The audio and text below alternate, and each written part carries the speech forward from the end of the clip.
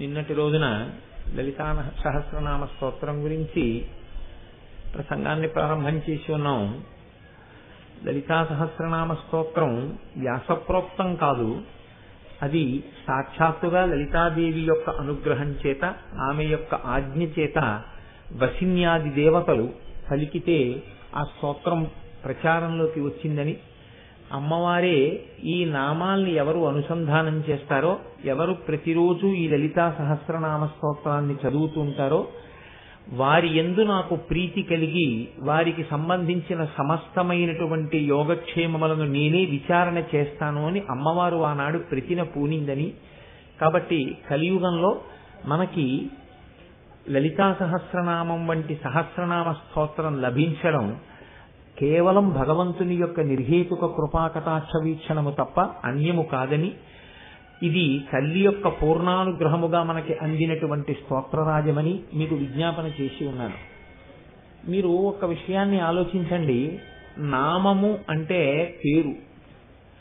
లలితా సహస్రనామ స్తోత్రము అని ఒక మాట అంటున్నాం మనం బాహ్యంలో. అది రహస్యనామ స్తోత్రం అన్న విషయాన్ని కాసేపు పక్కన పెట్టండి.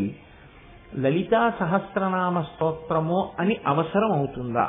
ఆవిడ పేరు లలిత అయితే ఆవిడ్ని సహస్రము అంటే అనంతము అని పేరు. అసలు సంస్కృతంలో అర్థం అనంతము అని.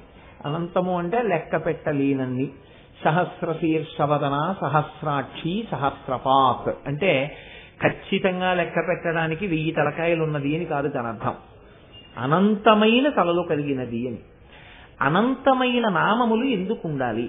మీరు ఒక్కసారి కొంచెం దాని గురించి విచారణ చేసే ప్రయత్నం చేయండి. ఇప్పుడు నన్ను గుర్తుపట్టడానికి మీకు ఒక నామం అవసరమైంది అనుకోండి. ఒక రూపము ఏర్పడినప్పుడు ఆ రూపాన్ని గుర్తుపట్టి పిలవడానికి మీకు ఒక నామం అవసరమైతే, నన్ను పిలవడానికి మీకు ఒక్క నామం చాలు. కోటేశ్వరరావు. కోటేశ్వరరావు అని పిలిస్తే నేను ఓయ్ అంటాను. నేను గుంటూరులో ఉన్న ఓయ్ అంటాను, బొంబాయిలో ఉన్న ఓయ్ అంటాను, లేకపోతే తిరుపతిలో ఉన్న ఓయ్ అంటాను. ఆ ఒక్క పేరు చాలు. యథార్థానికి అలా కాకుండా మిమ్మల్ని కామేశ్వరరావు అని కూడా పిలవాలని ఉందండి మాకు అన్నారు అనుకోండి, నేను పలకకపోవచ్చు కూడా ఒక్కొక్కసారి. ఎందుకంటే నేను నా నామంతో సాదాత్మత చెందాను. కోటేశ్వరరావు అని మీరు పిలవగానే ఓయ్ అనడం నాకు అలవాటైపోయింది. ఇప్పుడు మీరు నన్ను అకస్మాత్తుగా ఎప్పుడో కామేశ్వరరావు అని పిలిచారనుకోండి, నేను మీకు ఓయ్ అనకపోవచ్చు. నన్ను గుంటూరులో గోవిందరావు అని, కలకత్తాలో కాళికేశ్వరరావు అని, వెంకటాచలంలో వెళ్ళేటప్పటికి వెంకటేశ్వరరావు అని, శ్రీశైలం వెడితే పరమేశ్వరరావు అని ఇలా నన్ను పిలిచారనుకోండి, అసలు నా పేరేదో నేను మర్చిపోవచ్చు. అసలు నేను దేనికి పలకాలో మర్చిపోవచ్చు. భగవంతుడు లేదా భగవతి లేదా పరబ్రహ్మము ఒక సాకారమును దాల్చింది. అది దేవతల అదృష్టం. దేవతల వలన మనం పొందిన అదృష్టం. ఇప్పుడు ఆవిడ్ని లలిత అని పిలిచారు, సరిపోయింది. 1000 నామాలు ఎందుకంటే ఆ 1000 నామాలు ఉండడం వల్ల కదా ఇప్పుడు ఈ లలితా సహస్రనామ స్తోత్రం, ఉపన్యాసం, ఇంత అల్లరి ఇవన్నీ అవసరమయ్యాయి. లలిత అని వదిలేశారనుకోండి, ఆ ఒక్క మాటకి ఏమో అర్థం ఏమైనా చెప్పుకుని ఉండేవాళ్ళమేమో, ఏమైనా అర్థమై ఉండేదేమో మనకి. ఇప్పుడు అర్థమైపోయిందని కాదు, 1000 నామాలకే అర్థం చెప్తున్నామంటే అదో ప్రయత్నం అంతే. మరి లలిత అని ఒక్క పేరు లేకుండా 1000 పేర్లతో అసలు పిలవవలసిన అవసరం ఏమిటి? ఒకవేళ వెళ్ళి పేరు పెట్టి అదే పనిగా మీరు పిలిచారనుకోండి ఒకరిని, మీకేమైనా అర్థమైపోతుందా ఆయన గురించి? మీకు ఒక ఉదాహరణకి, ఈవిడెవరో మీకు తెలియదు అనుకోండి. ఆవిడ చాలా జగద్విఖ్యాతి కాంచిన వ్యక్తి కాబట్టి అందరికీ తెలిసి ఉండొచ్చు, కానీ తెలియదేమో అని నేను అనుకుంటున్నాను. ఒకవేళ ఈవిడ్ని నేను వేదిక మీదకి తీసుకొచ్చి ఈవిడ హైమవతి గారండి అని నేను పరిచయం చేశాను అనుకోండి, ఇప్పుడు మీరు ఆవిడ దగ్గరికి వెళ్ళి హైమవతి హైమవతి హైమవతి హైమవతి అని అంటూ ఉన్నారనుకోండి, ఆవిడ గురించి మీకేమైనా తెలుస్తుందా? మీ గురించి ఆవిడకి ఏమైనా తెలుస్తుందా? కొంచెం మీరు విచారణ చేసే ప్రయత్నం చేయండి, ఏమైనా తెలుస్తుందా? అలా ఓ 1000 మార్లు హైమవతి హైమవతి హైమవతి హైమవతి అంటే ఆవిడ గురించి మీకు తెలుస్తుందా? మీ గురించి ఆవిడికి తెలుస్తుందా? ఏమీ తెలియదు. లేకపోతే ఆ హైమవతి గారికే మీరు కొన్ని పేర్లు చెప్పారనుకోండి, చెప్తే ఆవిడ గురించి ఏమైనా తెలుస్తుందా? అంటే ఇది లౌకికంగా పేర్లు పెట్టి పిలవడం కాదు స్తోత్రము. ఇది మీరు బాగా అర్థం చేసుకోవలసిన అవసరం ఉంటుంది. నామములు గౌణములు. లలితా సహస్రనామ స్తోత్రం చదవడం అంటే, లలితా సహస్రనామ స్తోత్రం కొన్నాళ్ళకి నోటికి వచ్చేసి అప్పజెప్పేయడము కాదు. లలితా సహస్రనామం చదివేటప్పుడు ఒక్కొక్క నామం చెప్తున్నప్పుడు ఒక్కొక్క గుణం ప్రకాశించినటువంటి కారణం చేత మీ మనస్సు హత్తుకుని నిలబడిపోవాలి. ఏదో ఒక నామం దగ్గర మీకు ఒంటి మీద వెంట్రుకలు నిక్కబొడుచుకుని కన్నుల నీరు వచ్చి, అబ్బా అమ్మా ఇంత దయ కలిగిన దానిగా తల్లి, ఇన్ని గుణములా, ఈ గుణములన్నీ మమ్మల్ని అనుగ్రహించడం కోసమని ప్రకాశించినటువంటి గుణములా, లేకపోతే అసలు గుణముల యొక్క అవసరం నీకేమిటి? నీవు గుణాతీతమైనటువంటి వ్యక్తివి, నీవు అటువంటి తల్లివి, గుణములను ప్రకాశించేటట్టుగా అవకాశం ఎవరిచ్చారు? మేమే ఇచ్చాం. పిల్లాడికి అజ్ఞానం లేదనుకోండి, మన్నించడం అనేటటువంటి గుణం అమ్మది ఎలా ప్రకాశిస్తుంది నాకు చెప్పండి? పిల్లాడికి అజ్ఞానం ఉంది కాబట్టే అమ్మ దగ్గర దయా అన్న గుణం ప్రకాశించింది. పిల్లవాడి దగ్గర అవిద్య ఉంది కాబట్టి అమ్మవారు వాడిని జ్ఞానవంతుణ్ణి జ్ఞానిని చేయగలిగినటువంటి ఔదార్యము, అటువంటి శక్తి అమ్మవారి యందు ప్రకాశించింది గుణంగా. ఈ నీ యందు ప్రకాశించిన గుణములు మమ్మల్ని ఉద్ధరించడానికి పనికొచ్చినవి తప్ప నీ యందు ప్రకాశించిన గుణములు నిన్నుద్ధరించుకోవడానికి పనికొచ్చేవి కావు. ఇది మీరు కొంచెం జాగ్రత్తగా పట్టుకోవాల్సి ఉంటుంది. ఇప్పుడు నా యందు ఒకటి ఉందనుకోండి, అది నాకు ఒక్కడికే పనికి రావచ్చు. నాకు ఇల్లుంది, ఆ ఇల్లు ఎందుకు పనికి వస్తుందంటే నేను, నా భార్య, నా బిడ్డలు పడుకోవడానికి. ఒక బాటసారిని ఎప్పుడు అందులో వచ్చి పడుకోండి అని చెప్పి నేనేం వీధిలోకి చూసి అయ్యో పాప ఆయన ఎవరో పడుకున్నారని పిలిచి నేను గది ఖాళీగా ఉంది కదా అని నేనేం పడుకోమని చెప్పను. నాకు చెందినవి, నాలో ఉన్నవి ఏమైనా ఉంటే నాకు మాత్రమే పనికొచ్చేటట్టుగా వాడుకోవడం నాకున్నటువంటి లక్షణం. ఎప్పుడు ఏదైనా నాలో ఒక విభూతి ఉందనుకోండి, ఇది ఈశ్వరుడు నాకు అనుగ్రహించాడు కాబట్టి దీన్ని లోకపరం చేద్దాం, లోకంలో దీని వలన ప్రయోజనం పొందేటట్టుగా ఈ విభూతిని చల్లేద్దామనేటటువంటి త్యాగనిరతి ఏర్పడదు సాధారణంగా. ఏది ఉండనివ్వండి. కొంచెం అందం ఉందనుకోండి, అది అతిశయానికి పనికొస్తుంది, లేకపోతే ఏదో నటుడిగా ఎక్కడన్నా నేను పనికొస్తానేమోనని దరఖాస్తు పెట్టుకోవడానికి పనికొస్తుంది. లేకపోతే ఈశ్వరుడు తిమ్మిని బమ్మిని చెయ్యగలిగినటువంటి శక్తిని ఇచ్చాడనుకోండి, ఏదో ఎక్కడికో వెళ్ళి దాని గురించి ఏదో తప్పు చేసిన వాడు ఒప్పు చేశాడని వాదించి రూపాయలు సంపాదించడానికి పనికొచ్చే ప్రక్రియగా పనికి రావచ్చు. మనకి ఈశ్వరుడు ఏ విభూతినిచ్చినా ఆ విభూతి చేత మనం ఏదో ఒక రకంగా సుఖాన్ని పొందడం కోసమని చెప్పి ప్రయత్నం చేసేటటువంటి అలవాటు మన యందు ఉంటుంది. అమ్మవారు ఏ గుణము లేనిదైనా, అన్ని గుణములకు అతీతమైన స్వరూపమైన మనని ఉద్ధరించడం కోసం ఆవిడ గుణములను పొందుతుంది. లేకపోతే ఆవిడకి గుణములను పొందవలసిన అవసరం అమ్మవారికి లేదు. లలితా సహస్రం చదవడం అంటే అది. ఎందుకు లలితా సహస్రం చదవాలి అంటే, అలా చదివేసుకుంటే ఎలా తెలుస్తుంది మీకు ఆవిడ చేసినటువంటి త్యాగమేమో, ఆవిడ చేసిన ఉద్ధరణ ఏమో, ఆమె ఏమై ఉన్నదో, ఎంతకి దిగి వచ్చిందో మీకు ఎలా అర్థం అవుతుంది? మీకు అర్థమైందనుకోండి ఒక నామం బాగా, ఆ నామం చెప్పగానే కన్నుల నీరు నిండుతుంది. నేను మీకు ఒక ఉదాహరణ చెప్తాను, మీరు ఆలోచించండి.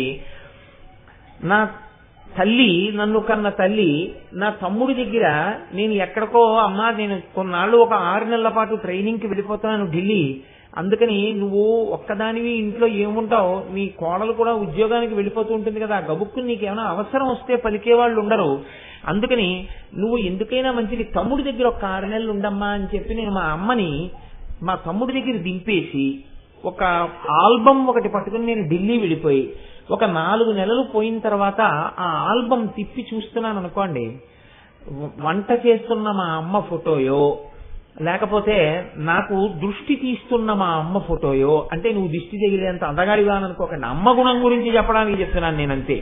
కాబట్టి దృష్టి తీస్తున్న ఫోటోయో నా కంట పడింది అనుకోండి, వెంటనే నాకు దృష్టి తీస్తున్న అమ్మ అనో పేరు చెప్పి తిప్పాను. అయ్య పిచ్చమ్మా, ఎంత ప్రేమమ్మా, నాకెక్కడ దృష్టి తగిలిపోతుందో అని నేను ఇంటికి రాగానే గబగబా నాకు దృష్టి తీసేదానివా, ఎంత పిచ్చి ప్రేమమ్మా అని దృష్టి తీస్తున్న అమ్మలో నన్ను రక్షించుకోవాలన్న మా అమ్మ తాపత్రయమన్న గుణము యొక్క ప్రకాశము నా యందు ప్రచోదనమైతే నా కన్నుల నీరు నిండుతుంది. తప్ప దిష్టి తీయుచున్న అమ్మ అని ఇలా తిప్పేసి, అన్నము పెడుతున్న అమ్మ అని ఇలా తిప్పేస్తే దాంట్లో ఏమైనా మీ యందు కదలిక ఏమైనా ఉంటుందా? మీరు కొంచెం జాగ్రత్తగా ఆలోచన చేయండి. లలితా సహస్రం కూడా అంతే. మీ యందు కదలిక తేవడానికి అది పనికిరాదనుకోండి, ఒక చిలకపాటగా ఒక చిలక పలుకుగా పలకడమే దాని ప్రయోజనం అనుకోండి, దానివల్ల ఏమీ ప్రయోజనం ఉండదు అని అంత సాహసం నేను చేయలేను. ఎందుకంటే దాని ప్రయోజనం దానికి ఉంటుంది. అమ్మవారి నామాలు కాబట్టి ఒకనాడు ఆ అమ్మవారి నామముల వెనక ఉండేటటువంటి అర్థాన్ని చెప్పగలిగినటువంటి స్థితిని ఎవరికో ఇచ్చి వినేటటువంటి సౌభాగ్యాన్ని మనకు ఆ అమ్మవారే కృప చేయవచ్చు. అందుచేత దాని ఫలితం అలా ఉంటుందా అంటే ఉంటుంది. కానీ తెలుసుకుంటే ఉత్తర క్షణంలో మీ మనసు కదులుతుంది. అమ్మవారికి కావలసింది ఏమిటంటే అది, ఆ మనసు కదలాలి. మీరు ఆమె పట్ల మీ ప్రేమ వ్యక్తం చెయ్యాలి. లోకంలో అమ్మ కోరేది ఇదొక్కటే. మీరు బాగా ఈ నా హృదయాన్ని మీరు పసిగట్టే ప్రయత్నం చేయండి. అమ్మ వృద్ధురాలు అయిపోయిన తర్వాత మీరు పంచభక్ష పరమాన్నాలు పెట్టేసి అమ్మకు ఒక ఎయిర్ కండిషన్ రూమ్ ఇచ్చేసి అమ్మ ఇలా స్విచ్ నొక్కితే అన్ని చక్కగా వినపడేటట్టుగా ఏర్పాటు చేసేసి మంచి పరుపు వేసేసి నువ్వు మాత్రం నన్ను అస్తమానం విసిగించకమ్మా, అస్తమానం నువ్వు నన్ను పిలవద్దు, నేను ఎప్పుడూ వస్తుంటాను, పలకరిస్తుంటాను, చక్క ఇవన్నీ చదువుకుంటుండు, ఇవన్నీ చూస్తుండు, ఇవన్నీ చేస్తుండు అని నేను అన్నాను అనుకోండి, మా అమ్మ ప్రీతి చెందదు. అదే నేను మా అమ్మ దగ్గరికి వెళ్ళి అమ్మా నువ్వు వేసిన చింత చిగురు పప్పు ఏమి రుచి అమ్మా, కాస్త పప్పు వేసి పెడదు అన్నాను అనుకోండి, మా అమ్మకి గజారోహణం చేయించినంత సంబరపడిపోతుంది. నేను చెప్పినది హీనోపమానం కావచ్చు, కానీ మీరు కొంచెం దాన్ని పట్టుకోగలిగిన సమర్థులు, దానికి పెద్ద ప్రాజ్ఞత అవసరం ఏం లేదు. మీరు ఆలోచన చేయండి, మీరు ఎన్ని సౌకర్యాలు ఇచ్చారన్నది అమ్మకక్కర్లేదు. అమ్మ పట్ల మీకున్న ప్రేమ అభివ్యక్తమైతే దాని చేత అమ్మ ప్రీతి పొందుతుంది. అమ్మ ప్రీతి పొందడానికి ప్రధాన సాధనం ఇది, అమ్మా అని పిలవడమే. అమ్మా అని పిలవడం కన్నా ఇంకొక సాధనం లేదు అమ్మ ప్రీతి పొందడానికి. ఎన్ని మాటలో వింటే విసుగొచ్చేవి ఏవైనా ఉంటాయేమో, కానీ 1కి 10 మాటలు అమ్మా అమ్మా అమ్మా అమ్మా అమ్మా అన్న విసుక్కోకుండా పొంగిపోయేటటువంటి పిలుపు ఆడదానికి లోకంలో ఉంటే అమ్మా అన్న పిలుపు. అసలు నేను ఇంకొక పరమ సత్యాన్ని కూడా నేను చెప్పేస్తే నా యందు దోషం మీరు పట్టరని నేను అనుకుంటున్నాను. ఒక ఆడది ఒక పురుషుడికి భార్య ఎందుకు అవుతుంది అంటే మాతృమూర్తి కావడం అనేటటువంటి అంతిమమైన విజయాన్ని సాధించడానికి. ఒక వ్యక్తికి భార్యగా ఉండిపోవడంలో నీకు గొప్పతనం ఉందా, తల్లివి కావడంలో గొప్పతనం ఉందా అంటే కేవలం భార్యనై ఆగిపోతానని ఏ ఆడది లోకంలో. భార్యని కావడం కాదు, నేను తల్లిని కూడా కావాలని కోరుకుంటాను. ఎందుకో తెలుసా అండి, నేను మీకు ఒక పరమ సత్యం చెప్తున్నాను. భార్యగా అందుకునే స్థానం కన్నా అమ్మగా పిలిపించుకున్న స్థానంలో ఆడది పొందే ఆనందం లేదు. అందుకే అమ్మవారికి కూడా ఏది ఇష్టమో అంటే అమ్మా అన్న పిలిపే ఇష్టం. ఇది అనుభవించగలిగినటువంటి హృదయం ఉన్నవాడు మాత్రమే ఆ నామముల వెనక ఉన్నటువంటి భావాన్ని ఆ కోణంలో అల్లి చెప్పగలడు. తప్ప ఆ హృదయము లేనప్పుడు ఏవేవో చెప్పగలరేమో. అందుకే లలితా సహస్రనామ స్తోత్రానికి వశిన్యాది దేవతలు స్తోత్రం చేస్తే వ్యాఖ్యానం ఆ నామముల వెనకాతల ఉండేటటువంటి పరమార్థాన్ని ఎందరో చెప్పినట్టుగా మనకి లోకంలో లేదు, కొందరే చెప్పగలిగారు. ఎందుకని అంటే అందరూ కొడుకులు కావచ్చు, ఇలాంటి కొడుకుకే ఎన్ని జన్మలకి నేను తల్లి కావాలని అమ్మ చేత అనిపించుకోగలిగిన కొడుకుగా ఉండడం జన్మజన్మల అదృష్టం. అది చాలా కష్టం. నేను ఈ మాట ఎందుకు అంటున్నానంటే చూడండి, ఆడది ఒక గమ్మత్తైన స్థితి. ఆవిడ బతికున్నంత కాలం కోరుకునేది ఏమండి అన్న పిలుపు. ఈ పిలుపుకి దూరం అవ్వడం ఏ ఆడది ఇష్టపడదు. ఆవిడ జీవించి ఉన్నంత కాలం ఏమండి అని పిలవాలి. ఏమండి అని ఎవరిని పిలుస్తుంది? వీధిలో వాళ్ళని కాదు, భర్తని ఏమండి అని పిలుస్తూ ఉండాలి. ఏమండి అని ఈవిడ పిలిపించుకుని ఈవిడ ఉన్నంతకాలం కోరుకునేది ఏమిటంటే అమ్మా అన్న పిలుపు. ఏమండి అని ఈవిడ ఎవరిని పిలిచి ఎవరితో జీవితాన్ని ముడివేసుకుందో ఆ వ్యక్తి అంత్యేష్టి చేసినా ఆడది అంగీకరించలేదు. తన కడుపున పుట్టిన బిడ్డను అంత్యేష్టి చేస్తేనే ఆవిడ తన జీవితానికి సార్థకత అని ఆ శరీరములకు పట్టిన వ్యానవాయువు విడిచిపెడుతుంది. కొడుకు కడుపున పుట్టినటువంటి బిడ్డ అమ్మ అన్న మాట అంత గొప్పవి. నాకైతే అనిపిస్తుంది ఈ జాతి నిర్వీర్యమైపోవడం అన్నది ఎప్పుడు ప్రారంభమైందని నేను అనుకుంటున్నానంటే, ఆనాడు భండాసురుడు ప్రవేశించినట్టే ఈ జాతి యందు ఇప్పుడు కూడా ఒక భండాసురుడు ప్రవేశించాడు. వాడు తెలియకుండా ఈ జాతిని ఎలా నిర్వీర్యం చేస్తున్నాడు అంటే, ఆనాడు ఆడవారి యందు రసమును పురుషుల యందు పుంసత్వమును తీసి నిర్వీర్యం చేశాడు. ఇవాళ అమ్మ అన్న పిలుపు తీసి మమ్మీ అన్న పిలుపు చేత నిర్వీర్యం చేశాడు. అమ్మ జీవనాడి, ఈ జాతి జీవనాడంతా పిలుపులో ఉంది, ఆ 2 అక్షరాల్లో ఉంది. అందుకే లలితా సహస్రనామ స్తోత్ర వ్యాఖ్యానం చెయ్యవలసి వస్తే మహానుభావుడు భాస్కరరాయల వారిని అమ్మవారు ఎంచుకుంది.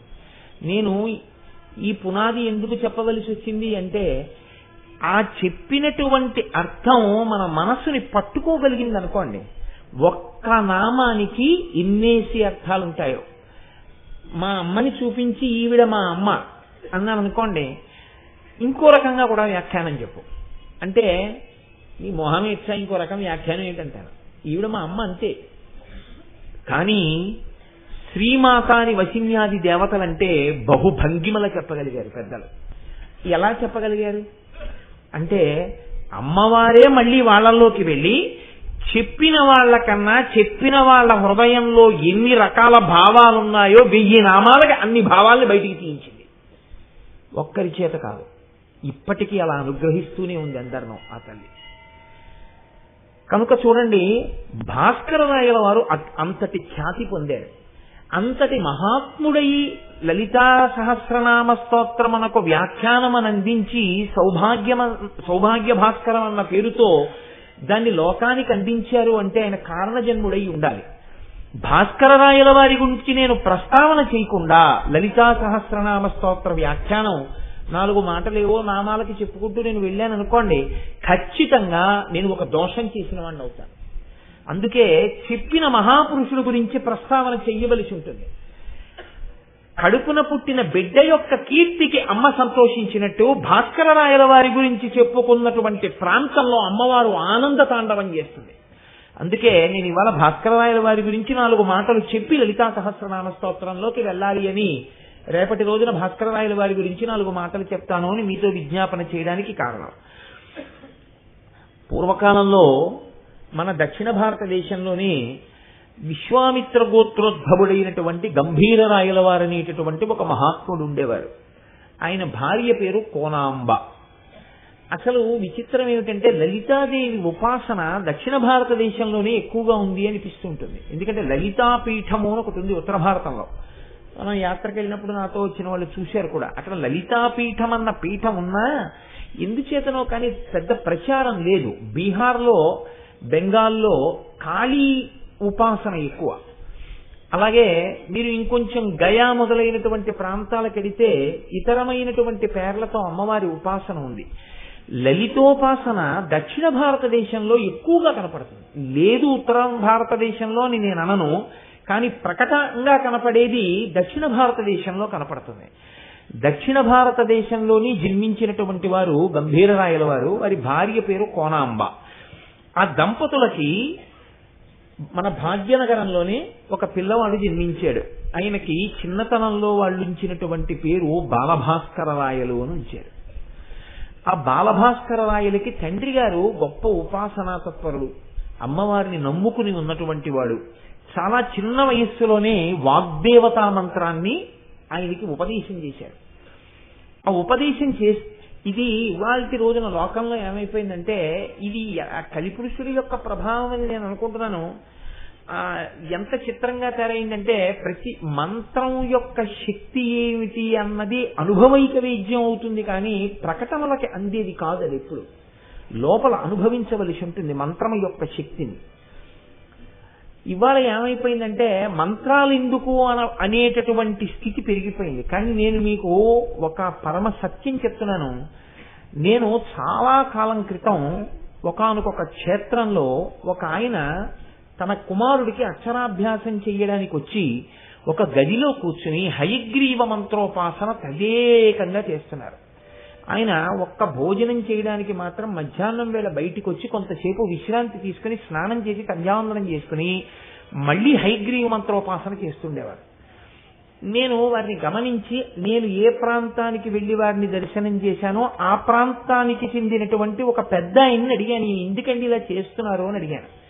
అడిగితే ఏమి లేదు నాయన, ఇంకొక 2-3 రోజులలో ఆయన తన కొడుక్కి అక్షరాభ్యాసం చేయబోతున్నాడు.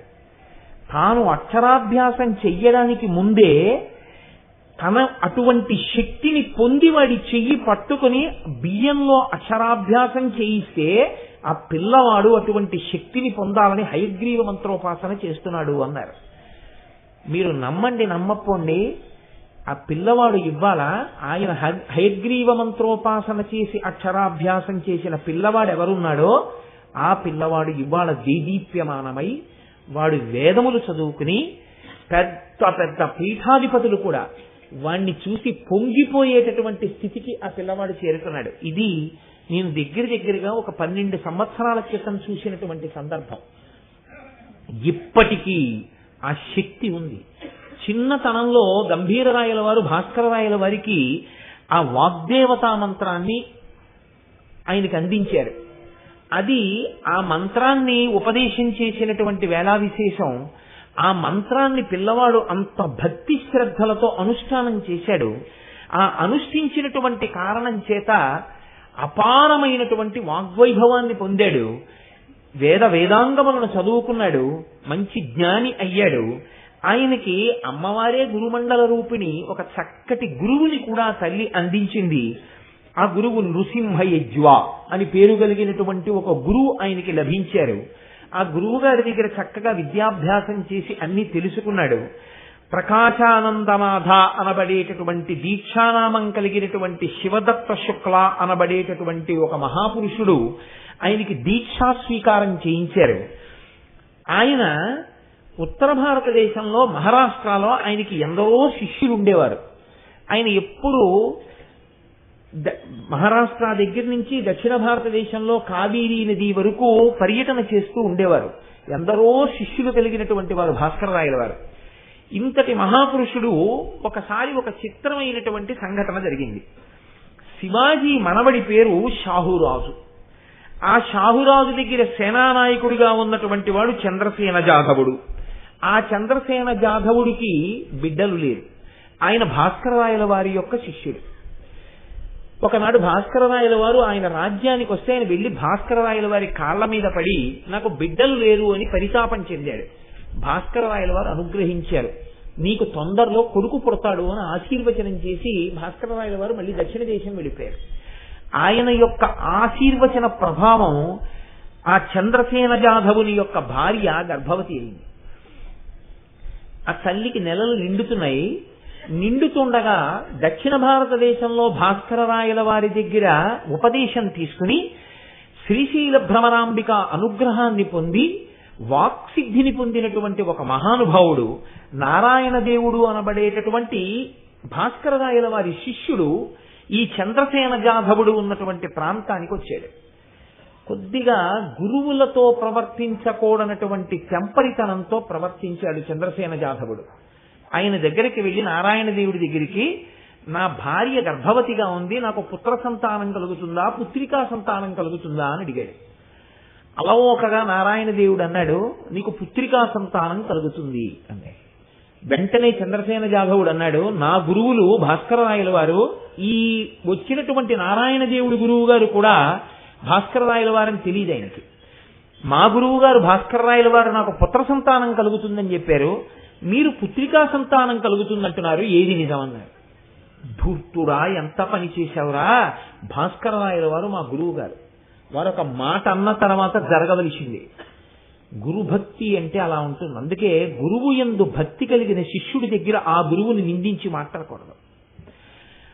అంతటి గురుభక్తి కలిగినటువంటి వ్యక్తి కాబట్టి నారాయణ దేవుడు అన్నాడు మా గురువులు అంతటి ప్రజ్ఞాశాలి, ఆయన పుత్ర సంతానం కలుగుతుందన్న తర్వాత కొడుకు పుట్టవలసిందే. నేను వాక్సిద్ధి పొందినవాణ్ణి, ఆ గురువులకు శిష్యుణ్ణి, నేను పుత్రికా సంతానం పొందుతావన్నాను, నాకు తెలియదు మా గురువు గారు నీకు వరం ఇచ్చారని.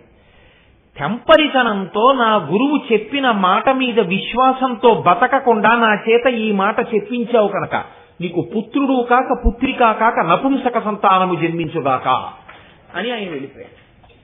ఆ చంద్రసేన జాధవుడికి ఒక నపుంసకుడు జన్మించాడు. ఆయనకి రామచంద్రుడు అని పేరు పెట్టుకుని పాపం వాళ్ళు బాధతో పిల్లవాడిని పెంచుతున్నారు. మరికొంతకాలానికి భాస్కరరాయల వారు మళ్ళీ వచ్చారు. వస్తే ఈ చంద్రసేన జాధవుడు భాస్కరరాయల వారి పాదాల మీద పడి వేడుకున్నాడు, అయ్యా మీరు పుత్ర సంతానాన్ని అనుగ్రహించారు, కానీ నేనే తంపరితనంతో ప్రవర్తించాను, ఇలా జరిగింది. గురువుల హృదయాలు ఎంత కోపం వస్తుందో అంత తొందరగా చల్లారిపోతుంది. అలా మనస్తత్వం ఉండకపోతే ఆయన గురువు కాడు. ఎంత కోపంగా ఉంటారో అంత తొందరగా మన్నించేస్తారు. గురువు యొక్క దీర్ఘకోపానికి ఎవడైనా లోనైపోతే వాడికన్నా పాపి లోకంలో ఉండడు అనమాట. కాబట్టి ఆయన అన్నారు, ఎంత పని చేశావురా, బెంగ పెట్టుకోకు, నీ కొడుక్కి మళ్ళీ పురుషత్వం కలిగేటట్టుగా నేను అనుగ్రహిస్తాను.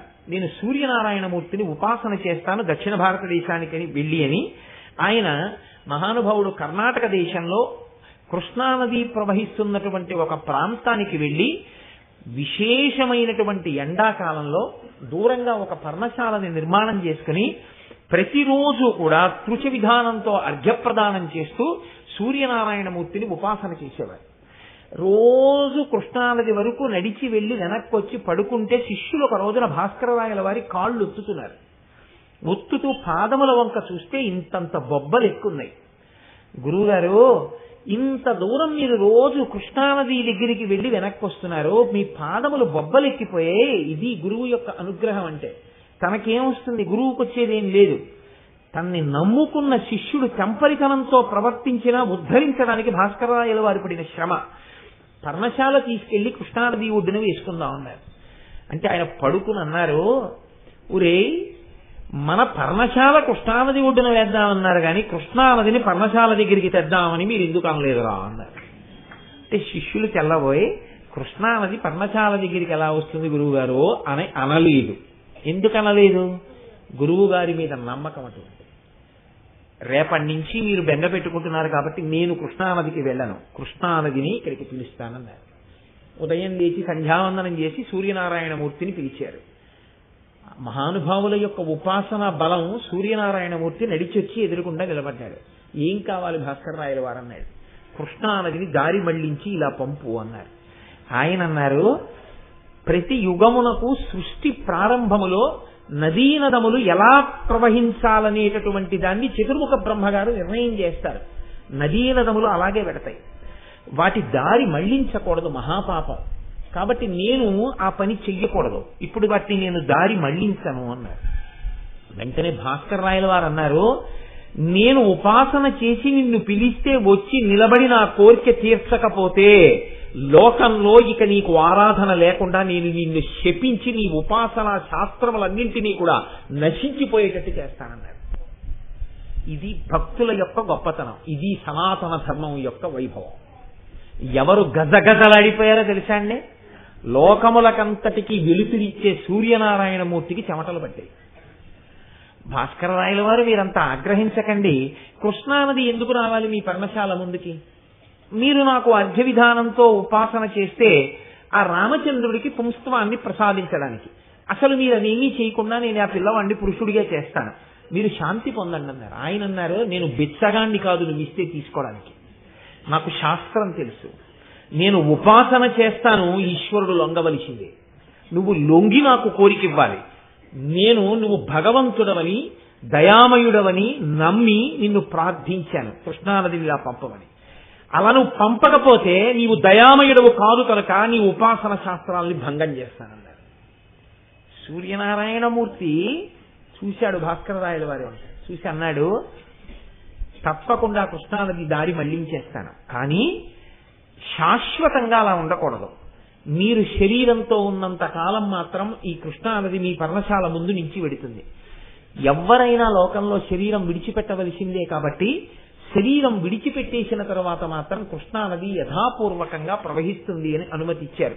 ఇప్పటికీట నా జీవితంలో కోరిక భాస్కరరాయల వారు కృష్ణానదిని మళ్లించిన ప్రదేశం చూడడానికి వెళ్ళాలి ఒకసారి కర్ణాటక రాష్ట్రంలోని.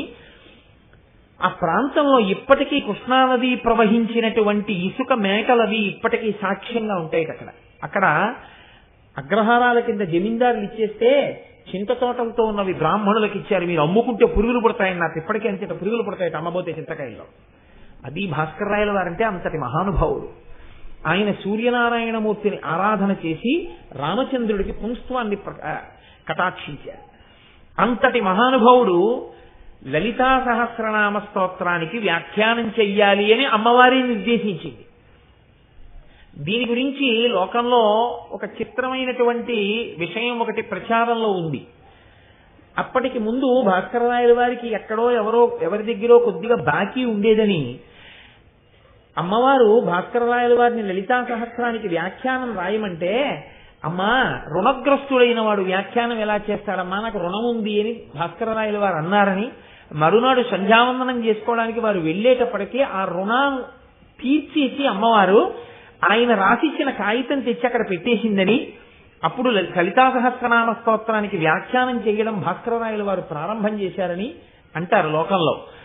కాబట్టి మహానుభావుడు ఆయన సౌభాగ్య భాస్కరం అన్న పేరుతో లలితా సహస్రనామ స్తోత్రానికి వ్యాఖ్యానం మొదలుపెట్టారు. మొదలుపెట్టి వ్యాఖ్యానం చెయ్యడం ప్రారంభం చేసి పూర్తి చేశారు. ఆయన కాశీ పట్టణాన్ని చేరుకుని గంగానది ఒడ్డున అమ్మవారిని ఉపాసన చేస్తుంటే కాశీ ఒడ్డున ఉన్నటువంటి అనేక మంది బ్రాహ్మణులకు అనుమానం వచ్చింది. లలితా సహస్రనామం వశిన్యాది దేవతలు చెప్పారు కదా అమ్మవారి అనుగ్రహంతో, దానికి వ్యాఖ్యానం చెప్పడం అంటే మాటలా? అంత అనుగ్రహం ఉన్నవాడా భాస్కర రాయల వారు? ఒకనాడు భాస్కర రాయల వారి దగ్గరికి వచ్చి అన్నారు, మహాచతుషష్ఠి యోగిని గణ సేవిత అని అమ్మవారికి ఒక నామం ఉంది కదా, 64 కోట్ల మంది యోగినుల చేత సేవింపబడుతుంది అంటారు కదా, 64 కోట్ల యోగినుల యొక్క కథలు, వృత్తాంతాలు, పేర్లు మాకు చెప్తారా అని అడిగారు.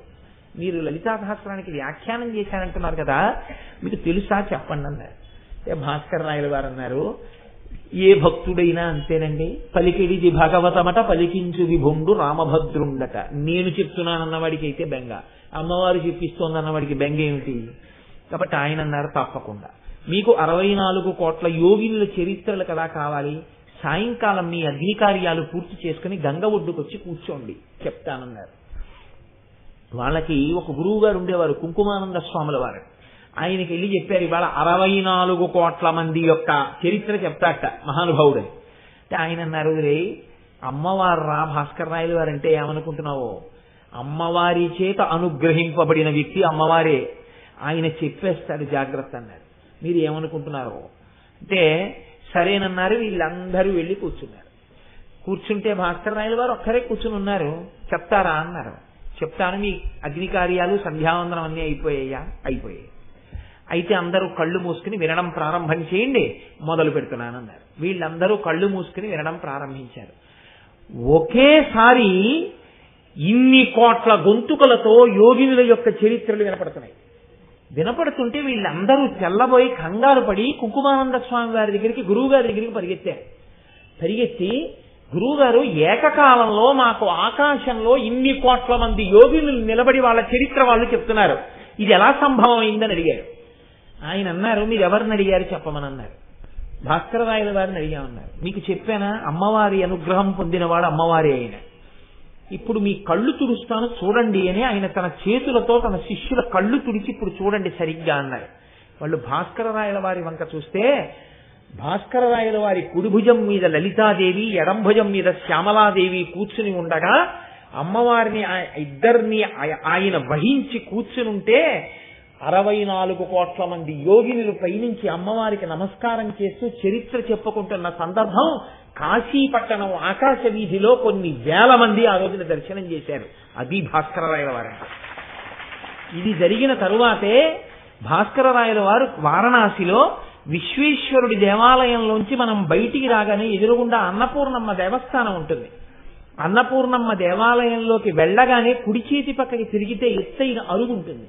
ఆ అరుగులోకి చిట్ట చివరికి వెళ్లి చూస్తే కొంచెం లోతుగా ఉంటుంది. అక్కడ మెట్లు దిగి కిందకెడితే శ్రీచక్రేశ్వరుడు అని ఒక శివలింగం ఉంటుంది.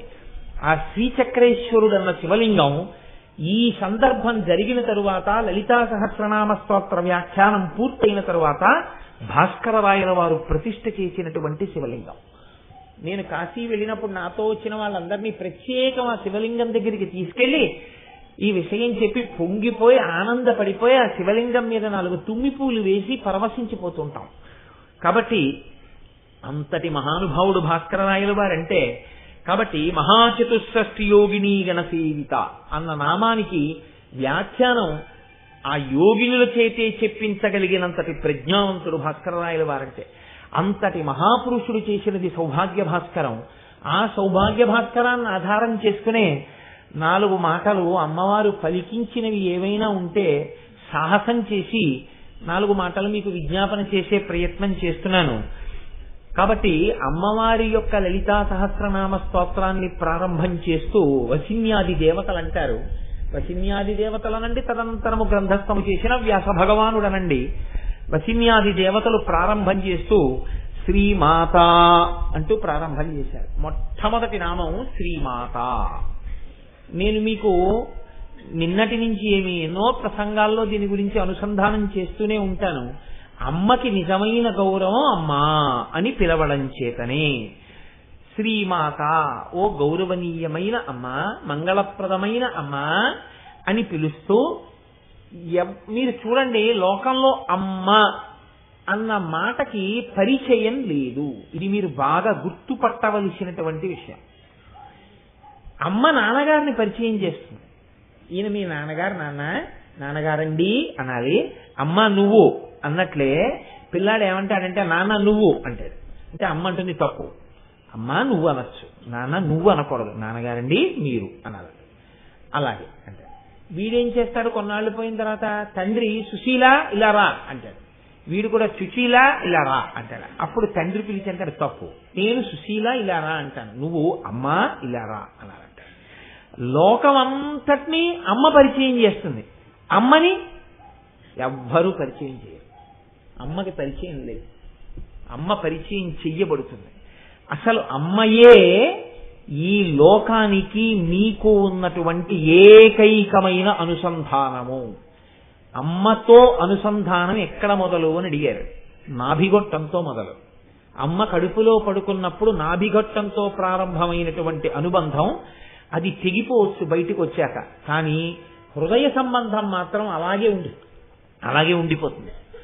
అమ్మ అనగానే ఒక్కసారి అమ్మ జ్ఞాపకానికి వచ్చి, అమ్మ అనగానే లోకంలో ఎవరికైనా జ్ఞాపకానికి వచ్చేది ఏది అంటే అమ్మ చేత్తో పెట్టిన అన్నమే. అమ్మ అంటే పోషణ, అమ్మ రక్షణ, అమ్మ మంగళం, అమ్మ మిమ్మల్ని కాపాడిన దయ. అమ్మ లేకుండా లోకం లేదు. అమ్మ ప్రేమ, అమ్మ అన్నవి లేకపోతే అసలు ఈ సృష్టి ఆగిపోతుంది. అందుకే నా తల్లి నన్ను అలా పోషించింది, మీరు నన్ను మరొకలా అర్థం చేసుకోను అంటే మీరు ప్రాజ్ఞులు, మీరు అలా అర్థం చేసుకోరు. శ్రీమాత అన్న మాటని అనేక కోణాల్లో వ్యాఖ్యానం చేశారు. కానీ నేను చాలా తెల్లబోయింది ఎక్కడ నా జీవితంలో అంటే, గైనకాలజీలో పేరు ప్రఖ్యాతులు వహించినటువంటి ఒక గొప్ప ప్రొఫెసర్ ఆంజనేయులు గారని పెద్ద డాక్టర్ ఆయన ఒక పుస్తకం రాశారు, మాతృదేవో భవ. నా జీవితంలో అదృష్టం ఏంటంటే ఇదే పట్టణంలో ఉన్నటువంటి పెద్ద గైనకాలజిస్ట్ డాక్టర్ జగదీశ్వరి గారు ఆ తల్లికి ఎందుకు ఇవ్వాలనిపించిందో నాకు ఒకసారి తీసుకొచ్చి ఆ పుస్తకం ఇచ్చారు. కోటేశ్వరారు ఈ పుస్తకం చదవండి అన్నారు. నేను తెల్లబోయిన విషయం ఏమిటో తెలుసా అండి, ఆయన శ్రీమాత అన్న మాటని అనుసంధానం చేస్తూ ఆయన ఒక ఋషిగా ఒక మాట రాశారు. అసలు ఈ ప్రపంచమంతా ఎక్కడి నుంచి వచ్చింది? ఈ ప్రపంచమంతా మొదటి కదలిక ఏర్పడడానికి ఎక్కడ ప్రారంభము అంటే తండ్రి వీర్యమునందు. మీరు నన్ను విశాల హృదయంతో అర్థం చేసుకోండి. నేను ఏమి అక్కర్లేని ప్రస్తావనలు చేయడం లేకపోతే అసంబద్ధమైన మాటలు మాట్లాడడం ఇంత పరమ పవిత్రమైన వేదిక మీద నా లక్ష్యం కాదు. అసలు ఈ సృష్టికి ప్రారంభం ఎక్కడ అంటే తండ్రి యందు వీర్యము యొక్క కదలిక. ఈ వీర్యం ఎవరు తీసుకున్నారు? అమ్మ పుచ్చుకుంది. లోకంలో శరీరానికి ఉన్న లక్షణం ఏమిటంటే అక్కర్లేనిది ఏదైనా లోపలికి వెళ్ళింది అనుకోండి, వెంటనే శరీరం ప్రతిస్పందిస్తుంది. అక్కర్లేనిది ఏదో లోపలికి వచ్చేసిందని చెప్తుంది. ఒక్క ఈగ వెళ్ళింది అనుకోండి, పలకమారి వాంతి అయిపోతుంది. అక్కర్లేనిది లోపలికి వెడితే ఎలర్జీ కింద ఫార్మ్ అయిపోతుంది. ఫార్మ్ అయిపోయి అది వెంటనే వైద్యుణ్ణి సంప్రదించవలసి ఉంటుంది. శ్రీమాతాతత్వం ఎక్కడుందని ఆ డాక్టర్ గారు కనిపెట్టి రాశాడో తెలుసా అండి? పురుషుడిలో కదిలినటువంటి వీర్యాన్ని స్త్రీ శరీరం ఎంత గొప్పగా ఆమోదిస్తుందంటేట అది తన శరీరంలో ఏర్పడిన పదార్థమంత తేలికగా ఆహ్వానం పలికి లోపలికి తీసుకుంటుంది. అలా పుచ్చుకోకపోతే అసలు సృష్టి ఆగిపోతుంది. ఒక్క పురుష వీర్యాన్ని స్త్రీ శరీరం అలా పుచ్చుకునేటట్టు నిర్మాణం చెయ్యడంలో ఉంది అమ్మవారి యొక్క సృష్టి శక్తి, మాతృత్వం. అది జగన్మాత యొక్క లోక నిర్మాణ శక్తి అక్కడ ప్రకటనమైందన్నాడు ఆ డాక్టర్ గారు. ఒక డాక్టర్ గారు శ్రీమాతాతత్వాన్ని అక్కడ పట్టుకున్నారు. ఆయన రాసిన మాటల్లో నేను కదిలిపోయిన మాట ఎక్కడంటే ఒక అద్భుతమైన మాట రాశారండి ఆయన. అంటే ఇంగ్లీష్ సెంటెన్సెస్ నాకు మళ్ళీ జ్ఞాపకం వచ్చినా వాటిని వాడడం నాకు అంత పెద్ద ఆసక్తి లేదు. తల్లి శరీరం ఉన్నప్పటికీ బిడ్డ పెరగడం అనేటటువంటిది, పిండం పెరగడం అనేటటువంటిది తల్లి యొక్క శరీరంలో ఇంకా ఏ ఇతర భాగమునందైనా జరగవచ్చా? అంతేక తల్లి శరీరంలో పిండం పెరగడానికి ఇంకా ఏ అవయవం దగ్గర ఉన్నటువంటి ఏది అంగీకరించదు. పిండం పెరగడం అంటే పిల్లవాడు పూర్తిగా తయారైపోయేంత వరకు పెరగాలి. పూర్తిగా తయారైపోయేంత వరకు పెరగాలి. లోపల పిల్లవాడు నొక్కుడు పడిపోకూడదు, తల్లి శరీరం పిట్లిపోకూడదు. అలా పెరగాలి. పిల్లవాడు బయటికి వచ్చిన తర్వాత మళ్ళీ అలా సంకోచం అయిపోవాలి. తల్లి ముందు ఆ నీరు పెద్ద ప్రవాహం కింద వెళ్ళి కడుగుతుంది. పిల్లవాడు బయటికి వస్తుంటే అప్పుడు వాడు జాడతాడు కిందకి. ఏమి తల్లి, ఏమి జగన్మాత, ఏమి జగదంబ, ఏమి శ్రీమాత. ఒక గైనకాలజిస్ట్ దర్శనం చేశారు. ఇదయ్యా అమ్మవారంటే, నేను ఇంతకాలం గైనకాలజీ ప్రొఫెసర్ గా వర్క్ చేసిన తరువాత ప్రతి స్త్రీ యొక్క ఊంబునందు శ్రీమాత ఎలా ఆవహించి ఉన్నదో, ఎలా లోపల యోగి తయారవుతున్నాడో నేను చూసి పొంగిపోతున్నానని రాస్తున్నాను. నాతో నేను ఒక డాక్టర్ని పొగడాలని చెప్తున్నానని మీరు అనుకోకండి. నాతో ఆ తల్లి జగదీశ్వరి గారు ఒకసారి అన్నారు, కోటేశ్వరారు పెద్దదాన్ని అయిపోయానండి, ఎన్నో పురుళ్ళు పోశాను, ఎంతమంది పిల్లల్లో ప్రసవం చూశాను, అయినా ఇంకా పురుళ్ళు పోస్తున్నాను, ఇంకా వైద్యం చేస్తున్నాను అంటే డబ్బుల కోసం కాదు కోటేశ్వరారు.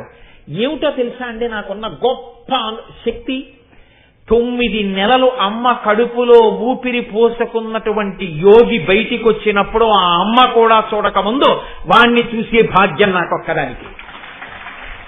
భగవంతుడు నాకు వైద్యురాలిగా ఈ విభూతినిచ్చినందుకు అటువంటి యోగులను ఎంతమందిని దర్శనం చేస్తున్నానో, ఆ దర్శనం చేసేటటువంటి నా వైభవం ఆగిపోకూడదని ఇప్పటికీ నేను అది చేస్తూనే ఉన్నాను కోటేశ్వరారు, డబ్బుల కోసం కాదండి అన్నారు. అబ్బా తల్లి ఏమి సంస్కృతమ్మా, ఏమి వైభవం అమ్మా, పొంగిపోయిన తల్లి అన్న మాటకి. కనుక చూడండి, ఎవరు నిర్మాణం చేశారు ఇదంతా? ఏ తల్లి ఈ లోకంలో ఇంతమంది జన్మించడానికి ఇంతమంది స్త్రీల యొక్క ఉపాధుల యందు అంత మార్పు చేస్తోంది? ఆ తల్లి శ్రీమాత. ఆ తల్లి అనుగ్రహం ఒక్క క్షణం లోపల ఉండగా లోపించి ఉంటే ఇవాళ ఇలా చూపించుకోవడానికి మనం లేవు. లోపల పసిగుడ్డుని కాపాడి అంత జాగ్రత్త చేసిన తల్లి మా అమ్మ. అటువంటి తల్లి అన్నిటికన్నా చాలా ఆశ్చర్యకరమైనటువంటి విషయం ఏమిటంటే, పిల్లవాడు బయటికి రాగానే అమ్మ కడుపులోంచి, అమ్మ యొక్క స్తన్యములోంచి పసుపచ్చటి ముద్ద ఒకటి బయటికి ఊరుతుంది. ఇప్పటి వరకు దాన్ని తయారు చేసిన వాళ్ళు లోకంలో లేరు. దాన్ని డాక్టర్ గారు అన్నారు కోలోస్ట్రమ్ అంటారన్నారు. ఆ కోలోస్ట్రమ్ అని పేరు కలిగినటువంటి ఆ పసుపు ముద్దని వాడికి ఏమీ తెలియని స్థితిలో పళ్ళు లేనటువంటి చిన్ని నోటితో ఎంత ప్రేమో ఏమీ తెలియనటువంటి వాణ్ణి జగన్మాత ఆవహించి, నీ పోషణ, నిన్ను రక్షించడం, నేను నీ అమ్మ యొక్క స్తనముల యందు ప్రకాశిస్తున్నాను రా, అందుకే మనకి దేశంలో నన్ను మన్నించండి, స్త్రీ స్తనములు మాతృదేవత యొక్క స్వరూపంగా నిర్ణయింపబడి ఉత్తర క్షణమునందు నమస్కార యోగ్యములయ్యి. అందుకే మీరు ఏ స్తోత్రం చూడండి అమ్మ స్తనాల్ని కీర్తనం చేస్తారు. ఎందుకని అంటే అన్యదృష్టితో కాదు, అదే మాతృస్థానం.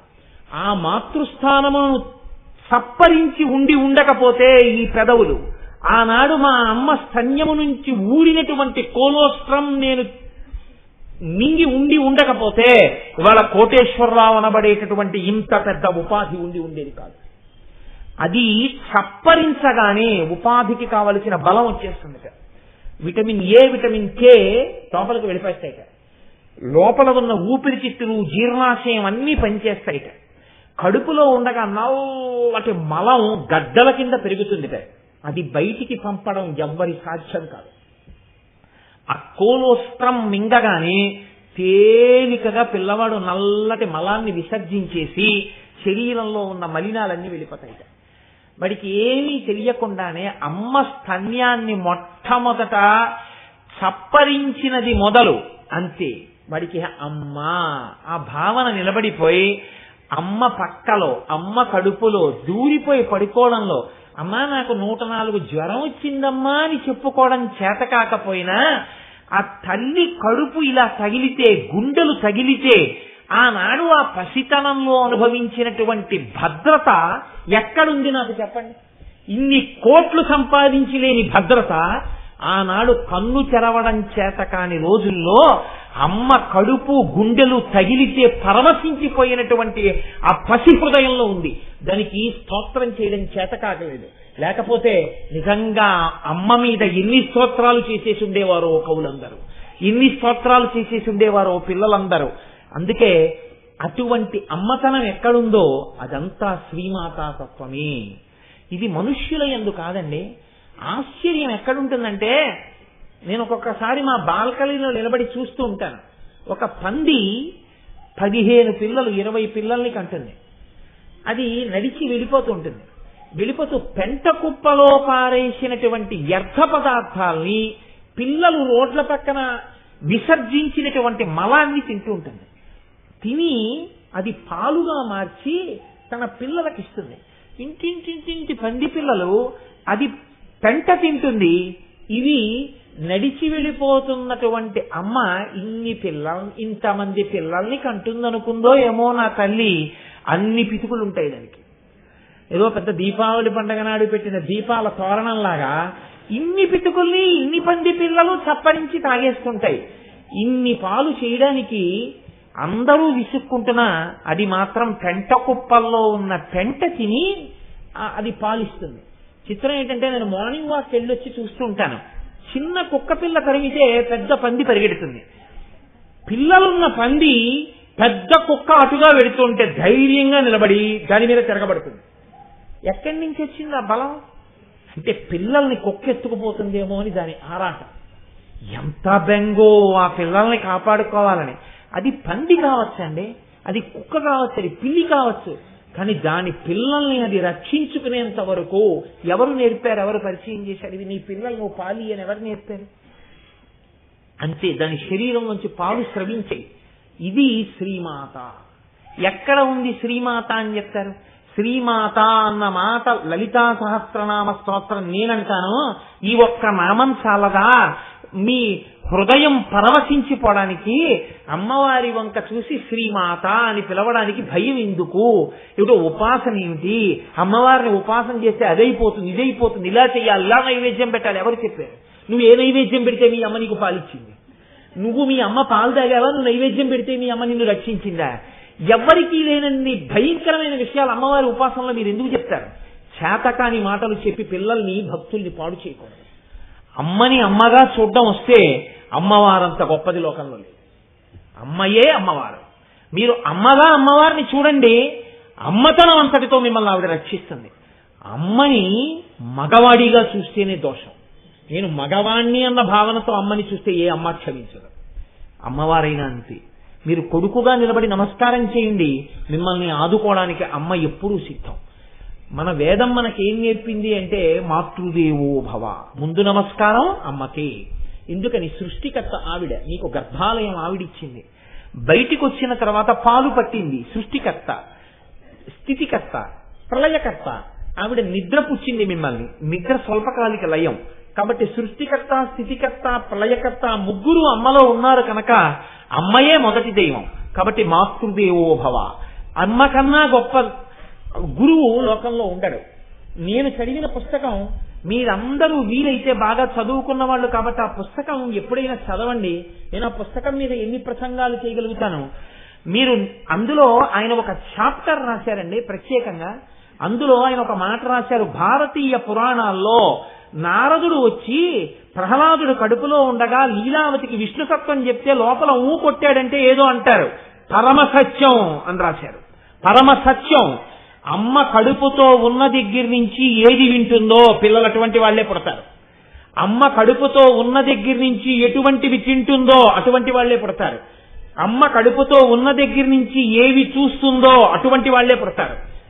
ఇవాళ జాతి నిర్వీర్యం ఎక్కడైపోతోందంటే విపరీతమైన రజోగుణ తమోగుణ ప్రకోపం కలిగినటువంటి, ఇక నేను పూర్తి చెయ్యక్కర్లేదు, వాటి వలన వచ్చేస్తాను. కాబట్టి శ్రీమాత అమ్మ తాను సృష్టికర్త అయి స్థితికర్త అయి ప్రళయకర్త అయి ఆ అమ్మ నిన్ను పోషిస్తోంది. కాబట్టి మొట్టమొదటి నమస్కారం ఎవరికి? మాతృదేవో భవ. అసలు ఇది కడుపులో ఆనందం పెరిగిపోయిన వాళ్ళు అన్నారు, నేను మా అమ్మనే అమ్మ అని పిలిచిన అమ్మ, నేను మా అమ్మని పిలిచానని నన్ను పక్కన పెట్టేయద్దు సుమా అన్నారు. నువ్వు మీ అమ్మని కదురా అమ్మ అని పిలిచావు, నన్ను పిలవలేదుగా అమ్మ అని అంటావేమో. అమ్మ అలా అనుకోకు. అమ్మా అయ్యా అతంచు ఎవ్వడిని నేనన్నను శివా నిన్నేను సుమి, నీమది తల్లిదండ్రులటంచు చూడగా బోపు నాకిమ్మై తల్లియు తండ్రియున్ గురుడు నీవే కాక సంసారపు చిమ్మన్ చీకటి కప్పకుండా కనుమా శ్రీకాళహస్తీశ్వర అంటాడు దుర్జటి. నేను ఎవ్వరి దగ్గరికైనా వెళ్ళి ఏమ్మా అంటే వెంటనే నేను మా అమ్మ పార్వతీదేవినే పిలిచినట్టు, నేను ఏమయ్యా అంటే నేను నా తండ్రి పరమశివుణ్ణే పిలిచినట్టు. అంతేగాని నేను అమ్మా అమ్మా అని ఎవరినో పిలిస్తే నువ్వు వాళ్ళని పిలిచావు ననకు తండ్రి, నేను అమ్మా అన్నప్పుడల్లా మా అమ్మనే పిలుస్తున్నానన్నారు. ఏమయ్యా ఈ అమ్మ అయితే అన్నం పెట్టిందయ్యా నీకు, ఈ అమ్మ అయితే పాలిచ్చింది, జగదంబ ఏమిచ్చిందయ్యా నీకు, జగదంబ ఏమన్నం పెట్టింది అంటారేమో. పేరాల భరత శర్మ గారు పొంగిపోయారు మహానుభావుడు. శారదానంద లహరితో ఆయన అంటారు, ఒక్కడు ఏనుగు ముఖంబునను మరొక్కడు అరుముగాలతోడ నీ అక్కున పాదుద్రావా జగమంతయు బిడ్డలు కన్న తల్లి నేడెక్కడ నుండి చెప్పెదకో ఇనగోళము చంద్రగోళమున్ తక్కక నీ యురంబునను తల్పకయున్న అహర్నిశల్ సతీ అన్నారు. అమ్మా నీకు 2 కొడుకులున్నారు, మేము నీ కొడుకులమేగా, మేము నీ పిల్లలమేగా, ఈ సమస్త పిపీలికాది పర్యంతమనకు నువ్వు తల్లివి కదా, అందుకు కదా నిన్ను అఖిలాండేశ్వరి అని జగన్మాత అని పిలుస్తున్నాం కదా. అమ్మా అంటే నిన్నే కదా అమ్మా పిలుస్తాం. అమ్మా మరి నువ్వు 2 పిల్లలకే పోషిస్తున్నావే, ఒకడేమో ఏనుగు ముఖంతో ఉన్నాడు, వాడేమో ఎడమ తొడ మీద కూర్చున్నాడు, ఒకడేమో 6 ముఖాలతో ఉన్నాడు, వాడేమో కుడి తొడ మీద కూర్చున్నాడు. వీళ్ళిద్దరూ నీ 2 స్తన్యాలు తాగుతున్నారు పిల్లలని. ఒకడికి పొట్ట ఏనుగు తలకాయ కాబట్టి ఏనుగు పొట్టే, అది అప్పటికి నిండుతుందమ్మా పాలతో, ఇది నిండే లోపల జీర్ణం అయిపోతుంటాయి. ఇంకొకడు ఫోన్లేరా ఇమ్మయ్య తాగేశాడు అందానా ఉండు ఒక్క ముఖమే అయిందని 2వ ముఖంతో మొదలెడతాడు. 6వ ముఖం పూర్తయ్యేటప్పటికి 1వ ముఖానికి ఆకలేసిందని మళ్ళీ 1వ ముఖం పెడతాడు. అమ్మా ఒక్కడు ఏనుగు ముఖం మూలను మరొక్కడు 6 ముఖాలతోడ నీ అక్కున పాలు త్రావ జగమంతయు బిడ్డలు కన్న తల్లి. అమ్మ నీకు వాళ్ళిద్దరే కాదుగా పిల్లలు, మేమందరం ఉన్నాం. మంచి వేసవికాలంలో రైలు దిగి ఇంకొక 5 నిమిషాలే రైలు ఆగుతుంది, వెళ్ళిపోతుంది. పరిగెత్తుకుంటూ వెళ్లి కూలర్ దగ్గరికి పాపం ఎవరో ఒక ఆయన ఒక బొక్కని నీళ్లు తాగుదాం అనుకున్నాడు. ఉండండి నన్ను ఈ సీసా పట్టేసుకొని ఇవ్వండి అని అడగడం. అది ఎంతుంది నా అంత పొడుగుంటుంది ఆ సీసా, దాంతో అలా పడుతున్నాడు. సన్నటి ధార అలా పడుతోంది, ఆఖరికి నిండుతోంది. అమ్మయ్యా తాగచ్చు అనుకున్నాడు, ఈ చేత్తో తీసి జేబులోంచి తీసి ఇంకోటి ఎప్పటికీ నిండే. అలా 6 ముఖాలతోడ ఒక ఆయన 6 ముఖాలతో తాగుతున్నాడు, ఒక ఆయన ఏనుగు ముఖంతో తాగుతున్నాడు. అమ్మ మాకెప్పుడు ఎడతావన్నావు, నాకెప్పుడు ఇస్తావు పాలు, మమ్మల్ని ఎప్పుడు ఉద్ధరిస్తావు, మరి అమ్మ అని మేము పిలుస్తున్నాం కదా అంటే అమ్మవారు అందుక ఆగండి ఇలా వరుస క్రమంలో పిల్లలందరికీ అన్నం పెట్టడం నాకు అలవాటు కాదు, ఆకలిగానే అన్నం పెట్టేస్తాను. అందుకే మీ అందరికీ అన్నం పెట్టేయడానికి ఇవాళ నుంచి నేనేం చేస్తానో తెలుసా? ఇనబంబము చంద్రబింబము తక్కకని యురంబునను దల్పకయున్న అహర్నిశల్ సతి. సూర్యగోళాన్ని ఒక స్థానంగా చంద్రగోళాన్ని ఒక స్థానంగా పెట్టుకుంది అమ్మవారు. పగటి పూట సూర్యగోళంతో లోకంలో ఉన్న మొక్కలన్నీ పత్రహరితాన్ని తయారు చేసుకుని కాయగూరలు పళ్ళు ఇవన్నీ సూర్యరశ్మి ఉంటే పండుతాయి. అమ్మ పెట్టింది కదా అని శుభ్రంగా తినేసి, అమ్మ లేనప్పుడు కజ్జికాయలు తినేసి, తొక్కుడున్నలు తినేసి, అమ్మ కడుపు నొప్పి అంటే మళ్ళీ మంది ఎవరు ఇవ్వాలి? అమ్మే ఇవ్వాలి. రాత్రి వేళ రెండో స్థలంలో చంద్రుడితోటి ఔషధులను ప్రకాశింపజేసి మందులు ఇస్తోందిట. అమ్మా, ఈ రెండింటితోటి మమ్మల్ని అందరినీ పోషిస్తున్నావు కదమ్మా, మా అమ్మ నువ్వే అమ్మా అన్నారు పేరాల భరతశర్మ గారు. అమ్మాయి ఎంత గొప్పదానివమ్మా, ఒక్కడు ఎనుగుముఖంబులను మరొక్కడు అరుముగాలతోడ నీ అక్కున పాలుద్రావా జగమంతయు బిడ్డలు కన్న తల్లి నేడెక్కడ నుండి చేపెదకో ఇనబంబము చంద్రబింబము తక్కక నీ యురంబునను దల్పకయున్న అహర్నిశల్ సతీ అన్నారు. ఇక్కడ భాస్కరరాయల వారు అన్నారు, లోకంలో ఒక తల్లికి తండ్రికి జన్మించిన తరువాత బిడ్డడు ఆ తల్లిని అమ్మా అమ్మా అమ్మా అని పిలుస్తాడు. అమ్మా ఎన్నేళ్ళు వచ్చినా వాడి కడుపే తడుగుతుంది. వాడికి ఇంకా పెట్టాలి, ఇంకా పెట్టాలి, వాడు ఇంకా బాగా తినాలి, వాడు బాగా ఆరోగ్యంగా ఉండాలి తప్ప వీడు అమ్మా నేను సన్యాసం తీసేసుకుంటానమ్మా అన్నాడు అనుకోండి, అమ్మో నిన్ను చూడకుండా నేను ఉండగలనా అంటుంది తప్ప ఏ తల్లి పిల్లాన్ని సన్యాసం తీసేసుకోమనో అడవిలికి వెళ్ళిపోయి తపస్సు చేసేసుకోను అంత తొందరగా ఏం అంగీకరించదు. శంకరాచార్యుల వారిని కన్న తల్లి అంగీకరించలేకపోయింది ఆర్యాంబ. అంత తేలిక అమ్మ మనసు బిడ్డని విడిచిపెట్టి ఉండడం అంటే అంత తేలికేం కాదు. కాబట్టి ఏ తల్లి ఇంకా నేను జన్మ లేకుండా చేసుకోవడం కోసమని తురీయాశ్రమానికి వెళ్ళిపోతానంటే అంగీకరించి అంత ఔదార్యంగా పంపించి మళ్ళీ అమ్మా నాన్న అని పిలవవలసినటువంటి అవసరం లేని రీతిలో వేరొక జన్మ ఎత్తవలసిన అవసరం లేని ఉపాసన చేస్తానంటే పిల్లాన్ని ఏ అమ్మ పంపిస్తుంది? ఎంతసేపు తన కొడుకుగా ఉండమని అడుగుతుంది. కానీ ఈ అమ్మ ఏం చేస్తుందిట, ఒక్కసారి శ్రీమాత అని పిలిస్తే శివజ్ఞానం ఇచ్చేస్తుంది. శివజ్ఞానం దొరికిందనుకోండి ఏమవుతుంది? అంతే, ఒక్కసారి వేదము చేత ప్రతిపాదింపబడినటువంటి సమస్త జ్ఞానము కరతలామలకం అవుతుంది. తాను జ్ఞాని అవుతాడు. ఆ జ్ఞానము కలగగానే ఇక మళ్లీ పుట్టవలసిన అవసరం లేకుండా పునరావృత్తి రహిత శాశ్వత శివ సాయుధ్య స్థితిని పొందేస్తాడు. మిగిలిన అమ్మల్ని అమ్మా అమ్మా అమ్మా అంటే వాళ్ళు ఇంకా నాన్న నువ్వు నన్ను అమ్మా అమ్మా అంటూనే ఉండాలంటారు. ఈ అమ్మను అమ్మా అని పిలిస్తే ఇక మళ్లీ వేరొక జన్మలో అమ్మా అని ఎవరిని పిలవవలసిన అవసరం లేని రీతిలో మోక్షాన్ని ఇస్తుంది. కాబట్టి అమ్మా నువ్వు శ్రీమాత, నువ్వు ఇంత గొప్పదానివమ్మా, ఇహ సంసార క్లేశం ఉండదు నిన్ను పిలిచిన వాడికి. అందుకే ఇది తెలిసి చెయ్యండి తెలియక చెయ్యండి అంతే ఆ శక్తి. జ్ఞాన సంబంధర్ని చిన్న వయస్సులో ఉండగా తండ్రి గారు అక్కడ మంటపంలో కూర్చోబెట్టి స్నానం చేయడానికి వెడుతున్నారు. నానా నానా అని వాడు ఏడుస్తున్నాడు. ఉరే నేను వెళ్లి స్నానం చెయ్యడానికి మునక వేసినప్పుడు నీకు భయం వేస్తే అదిగో గోడ మీద ఉన్నారే ఇద్దరు పార్వతీ పరమేశ్వరుల యొక్క మూర్తులు చెక్కబడి ఉన్నాయి, వాటిని చూపించన్నాడు. ఆవిడ అమ్మ, ఆయన నాన్న. ఇంట్లో అమ్మ, ఇక్కడ నేను ఉన్నాను కదా, నీకు నాకు వీళ్ళకి అందరికీ అమ్మా నాన్న వాళ్ళు. అమ్మా అంటే మీ అమ్మ పలుకుతుందా? నాన్న అంటే పలుకుతారా? అంతకన్నా అమ్మా అని నువ్వు ఆర్తితో పిలవాలి, కానీ పరుగు పరుగు వస్తుంది. మీ అమ్మ ఇక్కడి నుంచి పిలిస్తే వినపడకపోవచ్చు మీ అమ్మకింటికి, కానీ ఈ అమ్మని నువ్వు ఆర్తితో లోపల అమ్మా అన్నా సరే వచ్చేస్తుందిరా, నీకు భయం ఇస్తే ఆవిడ నొప్పిదన్నాడు. అది పసి హృదయం అండి, నమ్మేసింది. నమ్మకంలో ఉంది ఏదైనా, నమ్మని వాడికి ఎంత చెప్తే మాత్రం ఉపయోగం ఏముంది? కాబట్టి వెళ్ళాడు, స్నానం చేద్దామని నీటిలో ములిగాడు. అమ్మో తండ్రి నీటిలో మునిగిపోయాడని భయం వేసింది. ఒక్కసారి గోడ వంక చూశాడు, పిలిస్తే పలుకుతుంది అన్నాడుగా, అందుకని ఆ బెంగతో అమ్మా అమ్మా అన్నాడు.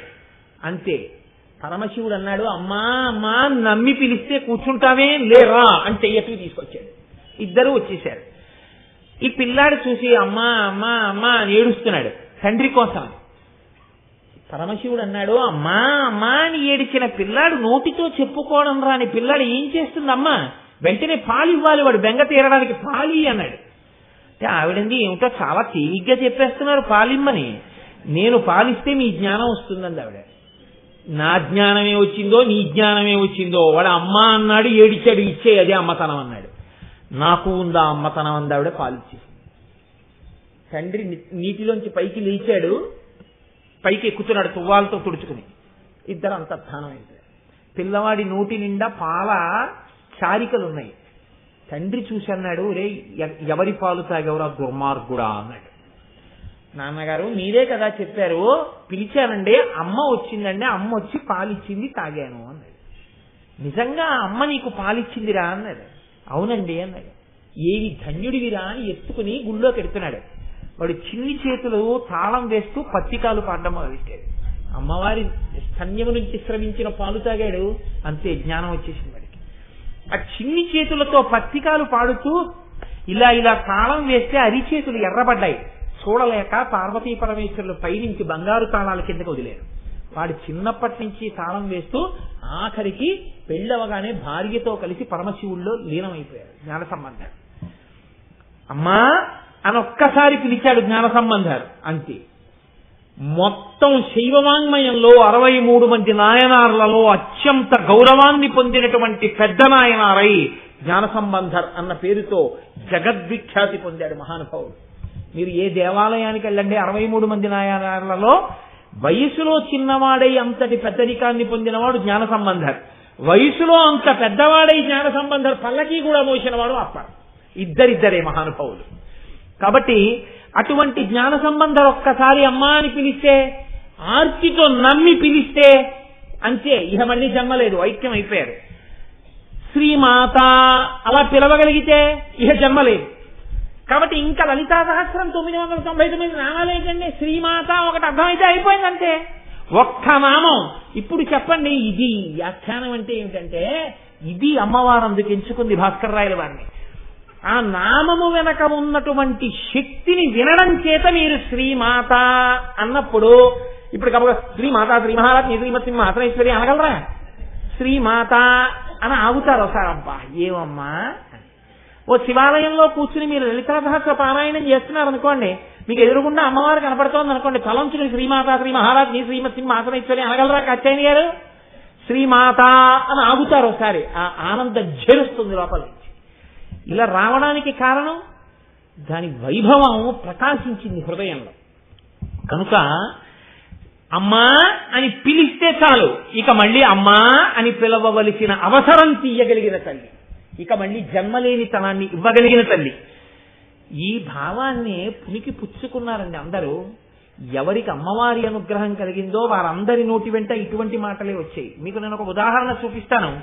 శ్రీకృష్ణ కరుణామృతంలో లీలాశకుడు ఒక శ్లోకం చేస్తాడు. అందులో అంటాడు, అయం క్షీరాంభోదేహే పతిరితి గవాం పలకయితి శ్రితోస్మాభిక్షీరోపనయన ధియా గోపతనయః అనేన ప్రత్యూహోగ్యరచి సతతం జనజననీ స్తనాదప్యస్మాకం సకృతపిపయో దుర్లభమభూత్. ఓ కృష్ణ, నువ్వు శ్రీ మహావిష్ణువుగా పాలసముద్రంలో పడుకుంటావని, కోరి కోరి నందుడికి కుమారుడిగా నందవ్రజానికి వచ్చావు కాబట్టి ఎప్పుడూ ఆవుల వెంట దూడల వెంట తిరుగుతూ గో సంబంధములు కలిగిన వాడివని, ఎప్పుడూ వెన్న దొంగిలిస్తూ ఉంటావని, నందుడి యొక్క కుమారుడివి కనుక ఇంటి నిండా పాలు పెరుగు ఉంటాయని నిన్ను నమ్మి మిగిలినవి దొరికినా దొరకపోయినా పాలు దొరికితే జీవనానికి ఇబ్బంది ఉండదు కదా, కృష్ణుని నమ్ముకుంటే పాలు దొరకవా అని నీ పాదాలు పట్టుకున్నందుకు అమ్మ పాలు కూడా దొరకకుండా చేశావయ్యా అన్నాడు లీలాశకుడు. అమ్మ పాలు కూడా దొరకకుండా చేశావంటే ఏంటి? ఇంకొకసారి అమ్మ పాలు తాగవలసిన అవసరం లేదు, అంటే వేరొకసారి జన్మ లేదు. పాలతో సంబంధం ఉన్న నువ్వు నిన్ను నమ్మి స్తోత్రం చేస్తే ఇంకొకసారి అమ్మ పాలే తాగకుండా దరిద్రుణ్ణి చేశావు అన్నాడు. అంటే దరిద్రుణ్ణి చేశావు కాదు, ఇంకొకసారి జన్మనెత్తకుండా చేశావు. ఈ భావన ప్రచోదనం కావాలంటే అమ్మవారి అనుగ్రహం వశిన్యాది దేవతలకు వచ్చినట్టు భాస్కర రాయల వారికి వచ్చినట్టు వస్తే ఏ తత్వంలోనైనా అలా దర్శనం చేశారు పెద్దలైన వారు. కాబట్టి చూడండి, ఇది శ్రీమాత. శంకర భగవత్పాదులు అంటారు సౌందర్యలహరిలో, గిరామాహుర్దేవీం ద్రుహిణ గృహిణీం అగమవిదో హరే పత్నీం పద్మాం హరసహచరీం అద్రితనయాం తురీయా కాపిత్వం దురధిగమని సీమ మహిమా మహామాయా విశ్వం భ్రమయసి పరబ్రహ్మ మహిషి. ఇదొక చమత్కారమైనటువంటి శ్లోకం. ఇందులో అమ్మవారిని తీసుకెళ్లి మహామాయా స్వరూపంగా సౌందర్యలహరిలో శంకరాచార్యులు వారు పరబ్రహ్మమునకు మహిషిగా చెప్పారు. అంటే రాజ్ఞిగా కాకుండా ఆయన భార్యగా చెప్పారు. ఇందులో అంటారు, గిరామాహుర్దేవీం ద్రుహిణ గృహిణీం అగమవిదో. ఆగమవిదో అమ్మ నేను చెప్పట్లేదమ్మా, వేదములను క్షుణ్ణంగా అర్థం చేసుకున్న వాళ్ళు చెప్తున్నారు. ఏమని? నువ్వే చతుర్ముఖ బ్రహ్మగారి యందు సృష్టి శక్తిగా ఉంటావు. అందుకని సరస్వతి, ఆయనకి జ్ఞానశక్తి ఉండాలి, సృష్టికి వేదముల యొక్క జ్ఞానం ఉండాలి. అందుకని 4 ముఖాలతో 4 వేదాలను వల్లించగలిగిన శక్తివై నాలుక మీద సరస్వతిగా ఉంటావు. నువ్వే హరిసహచరి పద్మనిలయాం, శ్రీ మహావిష్ణువుకి శక్తి స్వరూపంగా పద్మాలయవై లక్ష్మిగా ఉంటావు. నీవే రుద్రుడికి శక్తిగా పార్వతిగా ఉంటావు. అద్రితనయాం, అద్రి అంటే కొండ, కొండ యొక్క కూతురు. నీకు తండ్రినైతి నాకింత చాలదే ఇది మహాద్భుతంబు ఇందువదన అంటాడు కొండలరాయుడు అందులో.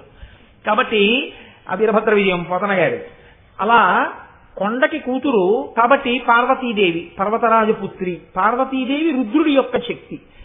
బ్రహ్మగారి శక్తి అయిన సరస్వతిగా ఉన్నా నువ్వే, విష్ణుమూర్తి యొక్క శక్తి లక్ష్మిగా ఉన్నా నువ్వే, రుద్రుడి యొక్క శక్తి అయిన పార్వతిగా ఉన్నా నువ్వే. ఉన్నది ఆ శక్తే. ఫ్యాన్ లో పెడితే తిప్పుతోంది, లైట్ లో పెడితే వెలిగిస్తోంది, హీటర్ లో పెడితే అన్నం వండుతోంది, అది లేకపోతే ఇంట్లో ఓవెన్ గా ఉంటే మీకేమో వేడిగా ఇస్తోంది, ఎయిర్ కండిషనర్ లో ఉంటే చల్లగా ఉంటుంది. ఉన్న ఆ శక్తి ఒక్కొక్క దాని యందు ఒక్కొక్కటిగా ప్రకాశించినట్టు, ఒక్కొక్క విభూతిని వ్యక్తం చేసినట్టు, విష్ణువు యందు స్థితికార శక్తిగా లక్ష్మిగా, బ్రహ్మగారి యందు సృష్టి శక్తిగా సరస్వతిగా, రుద్రుని యందు లయకార శక్తిగా పార్వతిగా, అమ్మ 3 రకాలుగా ప్రకాశిస్తున్న తల్లివి నువ్వే. చిట్ట చివర ఈ 3 తత్వములు ఏకమైపోతే ఒకటైన పరబ్రహ్మ తత్వములకు మహిషివై మహామాయవై ఈ లోకమును తిప్పుతూ ఆఖరణ ఈశ్వరుడితో కలుపుతున్న దానివి నువ్వేనమ్మా అన్నారు. ఆ అమ్మ అనుగ్రహం కలిగిందనుకోండి ఒక్కసారి సంసారములోంచి పైకెత్తేస్తుందంతే. అవిద్యానామంతస్తిమిరమిహిరోద్విపనగరి జడానాం చైతన్య స్తవకమకరంద శృతిహరి దరిద్రాణం చింతామణి గుణనికా జన్మ జలధౌ నిమగ్నానాం దంస్ట్రామురరిపు వరాహస్య భవతి అంటారు శంకర భగవత్పాదులు. ఆదివరాహమూర్తి యొక్క కోర ఆ రోజున భూగోళాన్ని సముద్రంలోంచి పైకెత్తినట్టు అమ్మా అని ఆర్తితో పిలవగలిగితే సంసార సముద్రమునందు మునిగిపోయిన వాణ్ణి తన పాదముతో అలా పాదం మీద కూర్చోపెట్టుకుని పైకెత్తి పరమశివుల్లో కలిపేసి మోక్షాన్ని ఇచ్చేస్తుంది. వేరొకసారి అమ్మా అని పిలవవలసిన అవసరం, వేరొకసారి వేరొకటి కడుపున పుట్టవలసిన అవసరం లేకుండా పునరావృత్తి రహిత శాశ్వత శివ సాయుధ్య స్థితిని ఇయ్యగలిగినటువంటి పరబ్రహ్మ స్వరూపిణి. కాబట్టి అంతటి తల్లివమ్మ, ఇంత శక్తి ఉన్నదానివి, ఇంత శక్తిని మా ఎందుకు కృప చేస్తావు? ఒక్క మాటకి అమ్మా అని పిలిస్తే చాలు. ఎందుకంత పొంగిపోతావు? నువ్వు అమ్మవు కనుక, నీకు అమ్మతనం ఉంది కనుక. అందుకే పోతన గారు పొంగిపోతే అమ్మవారికి ఇంకొక నామాలు వేయలేదు. అమ్మలగన్నయమ్మ ఊరమ్మల మూలపుటమ్మ చాలా పెద్దమ్మ సురారులమ్మ కడుపారడి బుచ్చినయమ్మ తన్ను లోనమ్మిన వెల్పుటమ్మల మనంబున ఉండెడి అమ్మ దుర్గమాయమ్మ కృపబ్ధినిచ్చుట మహత్వ కవిత్వ పటుత్వ సంపదల్లన్నారంతే. అమ్మ అమ్మ అమ్మ అమ్మ అమ్మ. ఈ అమ్మ అన్న పేరు పడిపోయింది అలవోకగా పోతన గారికి. ఆ అమ్మ అన్న నామం యొక్క గొప్పతనాన్ని ఆవిష్కరిస్తూ మూక పంచశతిలో మూకశంకరులు అంటారు, జంతోస్తవ పద పూజన సంతోష తరంగితస్య కామాక్షి బంధో యది భవతి పునః సింధో అంబస్సు భ్రమీతి శిలా అన్నారు. అమ్మా ఒక పెద్ద బండరాయిని తీసుకొచ్చి అలా ప్రవహిస్తున్నటువంటి ఏటిలో పడేస్తే అది నీటిలోకి మునిగిపోవడం మానేసి ఇంత పెద్ద బండరాయి నీటి మీద తేలిపోతే చూసిన వాడి ఏమిటో బండరాయి తేలిపోయిందని వెళ్ళిపోతారా? తెల్లబోయి ఏమిటిది బండరాయా కాదా అని ఇంకోసారి ఎత్తుతాడు. ఎత్తలేక ఎత్తలేక ఎత్తగలిగినంత బండరాయి, కానీ నీటిలో ములగట్లేదు. ఇప్పుడు వాడు తెల్లబోయి ఇదేమిట్రా బండరాయి ములగట్లేదు ఏమిటని వీధిలో ఉన్న వాళ్ళందరినీ పిలుస్తాడు, ఊళ్ళో ఉన్న వాళ్ళందరినీ పిలుస్తాడు. పక్క ఊళ్ళ వాళ్ళు వస్తారు, బళ్ళెక్కొస్తారు, కార్లెక్కొస్తారు, బస్సులు వేసుకొస్తారు. అప్పుడు అదొక దర్శనీయ స్థలం అయిపోతుంది. ఎందుకని? నీట మునగని బండ. నీట మునగకుండా ఉండడం బండకి ఎలా సాధ్యం కాదో ఒక్కసారి మనుష్యుడు కాదమ్మా. ఆయన అంటారు, జంతోస్తవ పద పూజన సంతోష తరంగితస్య కామాక్షి. లోపల నుంచి సంతోష తరంగములు ఉద్భుతమవుతుండగా అబ్బా ఇన్ని జన్మల తర్వాత, ఇన్ని కోట్ల జన్మల తర్వాత నా తల్లి ముందు కూర్చుని మా అమ్మ పాదాల మీద ఇంత కుంకం నా చేత్తో వేస్తున్నాను, నాకన్నా భాగ్యవంతుడెవరు అని అమ్మా అంటూ ఎవడు వేశాడో వాడు ఉత్తరక్షణం నీలో కలిసిపోకపోతే, సమస్తమైన సౌఖ్యములను పొంది మోక్షాన్ని పొందకపోతే ఏటి మీద బండ తేలినంత అన్నారు. సింధోరంభస్సు భ్రమీతి శిల. ఏటి మీద బండ తేలుతుందమ్మా, ఒక్కనాటికి తేలదు. నీ పాదములను సంతోష తరంగములు పైకొచ్చేటట్టుగా ధ్యానం చేసి పూజ చేసిన వాడు మోక్షాన్ని పొందకుండా, ఇహమనందు సౌఖ్యం పొందకుండా ఉంటాడమ్మా, పొంది తీరుతాడు. ఇది ఆయన యొక్క పూనిక. మూకశంకరులు అమ్మవారి వంక చూస్తూ మాట్లాడినటువంటి శ్లోకం. మూకశంకరులు మాట్లాడినా సొంతం కాదు, అమ్మవారే నోరు లేని వారిలోకి, వాక్కు లేని వారిలోకి ప్రవేశించి వాక్కుగా మారి పైకి వచ్చినటువంటి శ్లోకం. అంటే ఇది అమ్మవారే చెప్పిన శ్లోకం. అది అమ్మవారు చెప్పిందే, ఇది అమ్మవారు చెప్పిందే. శంకరులలోంచి వచ్చిన సౌందర్యలహరి అమ్మవారు చెప్పిందే.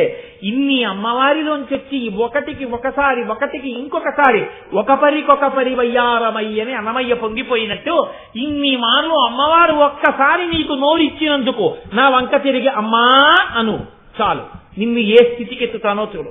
పరాశర భట్టర్లు అంటారు శ్రీగుణరత్న కోశంలో, ఐశ్వర్యమక్షర గతిం పరమం పదం వా కస్మైతి చంజలి భరం వహతే వితీర్య అస్మైన కించితుచితం కృతం జిత్యధాంబ త్వం లజ్జసే కదయకోజ యుదారభావ అన్నారు. ఒకనొకనాడు ఒకడు వెళ్లి అమ్మవారి ముందు నిలబడి అమ్మా అని పిలిచి ఇలా వంగి నమస్కారం చేశాడు. అయ్యో పిల్లవాడు నన్ను వచ్చి అమ్మా అన్నాడే అని అమ్మవారు వాడికి ఇహమునందు సమస్త సుఖములనిచ్చిందిట, 3 తరాలు చూడగలిగినటువంటి గొప్ప వైభవాన్ని ఇచ్చిందిట. ఆ కర్ణవాడి శరీరంలోంచి జీవుణ్ణి చాలా తేలిగ్గా విడిపించి తన భర్తతో కలిసి విమానంలో వచ్చి తన భర్త పక్కన విమానంలో కూర్చోబెట్టి విమానం ఊర్ధ్వలోకాలకి వెళ్ళిపోతుంటే కనపడకుండా అమ్మవారు విమానం యొక్క కిటికీకి ఉన్న తెర పక్కకి వెళ్లి చాటుగా నిలబడింది. నిలబడితే పరమేశ్వరుడు అన్నట్ట, ఏం అలా దాక్కున్నావేం లక్ష్మి, ఇలా రా, ఏ కనపడమేం బిడ్డడికి అన్నట్ట. అంటే ఆవిడందిట ఎర్ర పడిపోయి సిగ్గుతో లజ్జతో కూడిన మొహంతో వచ్చి అక్కడ నిలబడిందిట. ఎందుకు అలా సిగ్గుపడుతున్నావు, ఏం తప్పు చేశావని అన్నట్ట శ్రీ మహావిష్ణువు. అమ్మవారు అందిట, వీడు నా మ్రోలకు వచ్చి మనసారా నమ్మి అమ్మా అన్నాడు. ఒక రోజున తల ఉంచాడు, 2 చేతులు కలిపాడు, నమస్కారం చేశాడు. అలా చేసినందుకు వాడికి నేను ఇహంలో అన్ని సౌఖ్యాలు ఇచ్చాను, ఐశ్వర్యం ఇచ్చాను, 3 తరాలు చూడగలిగిన శక్తిని ఇచ్చాను, ఆరోగ్యం ఇచ్చాను, అనాయాస మరణం ఇచ్చాను, తీసుకొచ్చి మీ పక్కన కూర్చోపెట్టాను. ఇంకా ఇంతకన్నా నేను వీడికి ఏమీ చేయలేకపోయానే, వీడు అమ్మా అని పిలిచినాను అని సిగ్గుపడి పక్కకెళ్ళిపోయాను. త్వం లజ్జసే కదయకోదు యుగారభావ అన్నారు పరాశర భట్టర్లు. ఐశ్వర్యమక్షర గతిం పరమం పదం వా కస్మైతి తంజలి భరం వహతే వితీర్య అస్మైన కించితుచితం కృతం జిత్యధాంబ త్వం లజ్జసే కదయకోయ యుగారభావ. ఆ శ్రీమాత అన్న ఒక్క నామాన్ని ఇన్ని భంగుల అనుభవించారు పెద్దలు. ఎవరి శ్రీమాత అని అడిగారు. ఈ శ్రీమాత ఎవరో నువ్వు కొంచెం జాగ్రత్తగా అవలోకనం చేస్తే నీకు ఒక విషయం గోచరిస్తుంది అన్నారు. ఈ అనేటటువంటి 3 అక్షరాలు కలిస్తే శ్రీ అవుతుంది. ఈ అనేటటువంటి 3 సత్వగుణము, రజోగుణము, తమోగుణము అనేటటువంటి 3 గుణములను చూపిస్తాయి. అసలు ఈ లోకమంతా ఉన్నది ఈ 3 గుణాల్లోనే.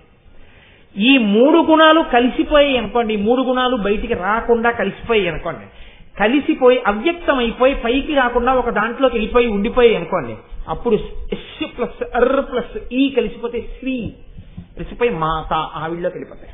అంటే ఈ సృష్టికి ముందుండిపోయిన ఆవిడొక్కతే, పూర్వజ ఆవిడొక్కతే ఉంది. ఈ 3 గుణములు ఆవిడలో ఉండి ఆవిడలోంచి పైకొచ్చాయి. ఈ 3 గుణములను తీసి శుద్ధతత్వాన్ని ఇవ్వాలంటే ఎవరివ్వాలి? ఆవిడే ఇవ్వాలి. కాబట్టి శ్రీమాత అలా ఇవ్వగలిగిన తల్లి. ఎందుకు ఇవ్వాలి? ఇవ్వకుండా ఉండలేని ప్రేమ కలిగిన అమ్మ కనుక. మీరు చూడండి, మీరు లోకంలో ఒక మర్యాద కనిపెట్టి ఉంటారు. ఒక భర్తకి భార్య అయిన తర్వాత ఆడది ముందేం అడుగుతుందంటే, ఏమంటే నాకు చంద్రహారాలు ఉంటే బాగుండంటే. భర్త కూడా ప్రీతితో చేయిస్తాడు. అంతేగాని మీ నాన్న చేయిస్తే బాగుండంటే వాడు దుర్మార్గుడు. వాళ్ళ నాన్న చేయించి నీ పిల్లనిచ్చింది ఎందుకు? ఇంకా చంద్రహారాలు చేయించాడు. ఏదో పలకసర్లు కూడా ఉంటే బాగుండు. నువ్వు నా ఇంటి లక్ష్మి నువ్వు అనగాలి కానీ ఎందుకు రాదు, చేయించాడు పలకసర్లు. ఏమండి నాకు వడ్డానం ఉంటే బాగుంటుంది, చేయించాడు. మీరు గమనించండి, ఒక 50 ఏళ్ళు వచ్చిన తర్వాత ఇప్పుడు ఆ స్త్రీ అంటుంది, ఏమండి నా వడ్డానం తీసి కోడలికి ఇచ్చేస్తానంటే. నువ్వు పెట్టుకోవా వడ్డానం? ఇంకా నేను పెట్టుకోవడం ఏంటండి, ఇంట్లో కోడలా వడ్డానం పెట్టుకు తిరుగుతుంటే చాలదా? మీరు గమనించి ఉంటారు, పెద్ద కుటుంబాల్లో ఒక లక్షణం ఉంటుంది. ఇది మా అమ్మగారు పెట్టుకున్న నగలని ఇంటికి కోడలు రాగానే ఆ నగలు ఆ కోడలకు అలంకారం చేస్తారు, పరంపరాగతంగా వెళ్ళిపోతాయి. ఒకప్పుడు తనవి అన్నవి తన కోడలికి ఇచ్చేసి కోడలు పెట్టుకుంటే సంతోషపడిపోతుంది. కన్న కడుపు కూతురికి కన్నా కోడలికి ఇస్తారండి నిజమైన ప్రేమ ఉన్న అత్తగారైతే.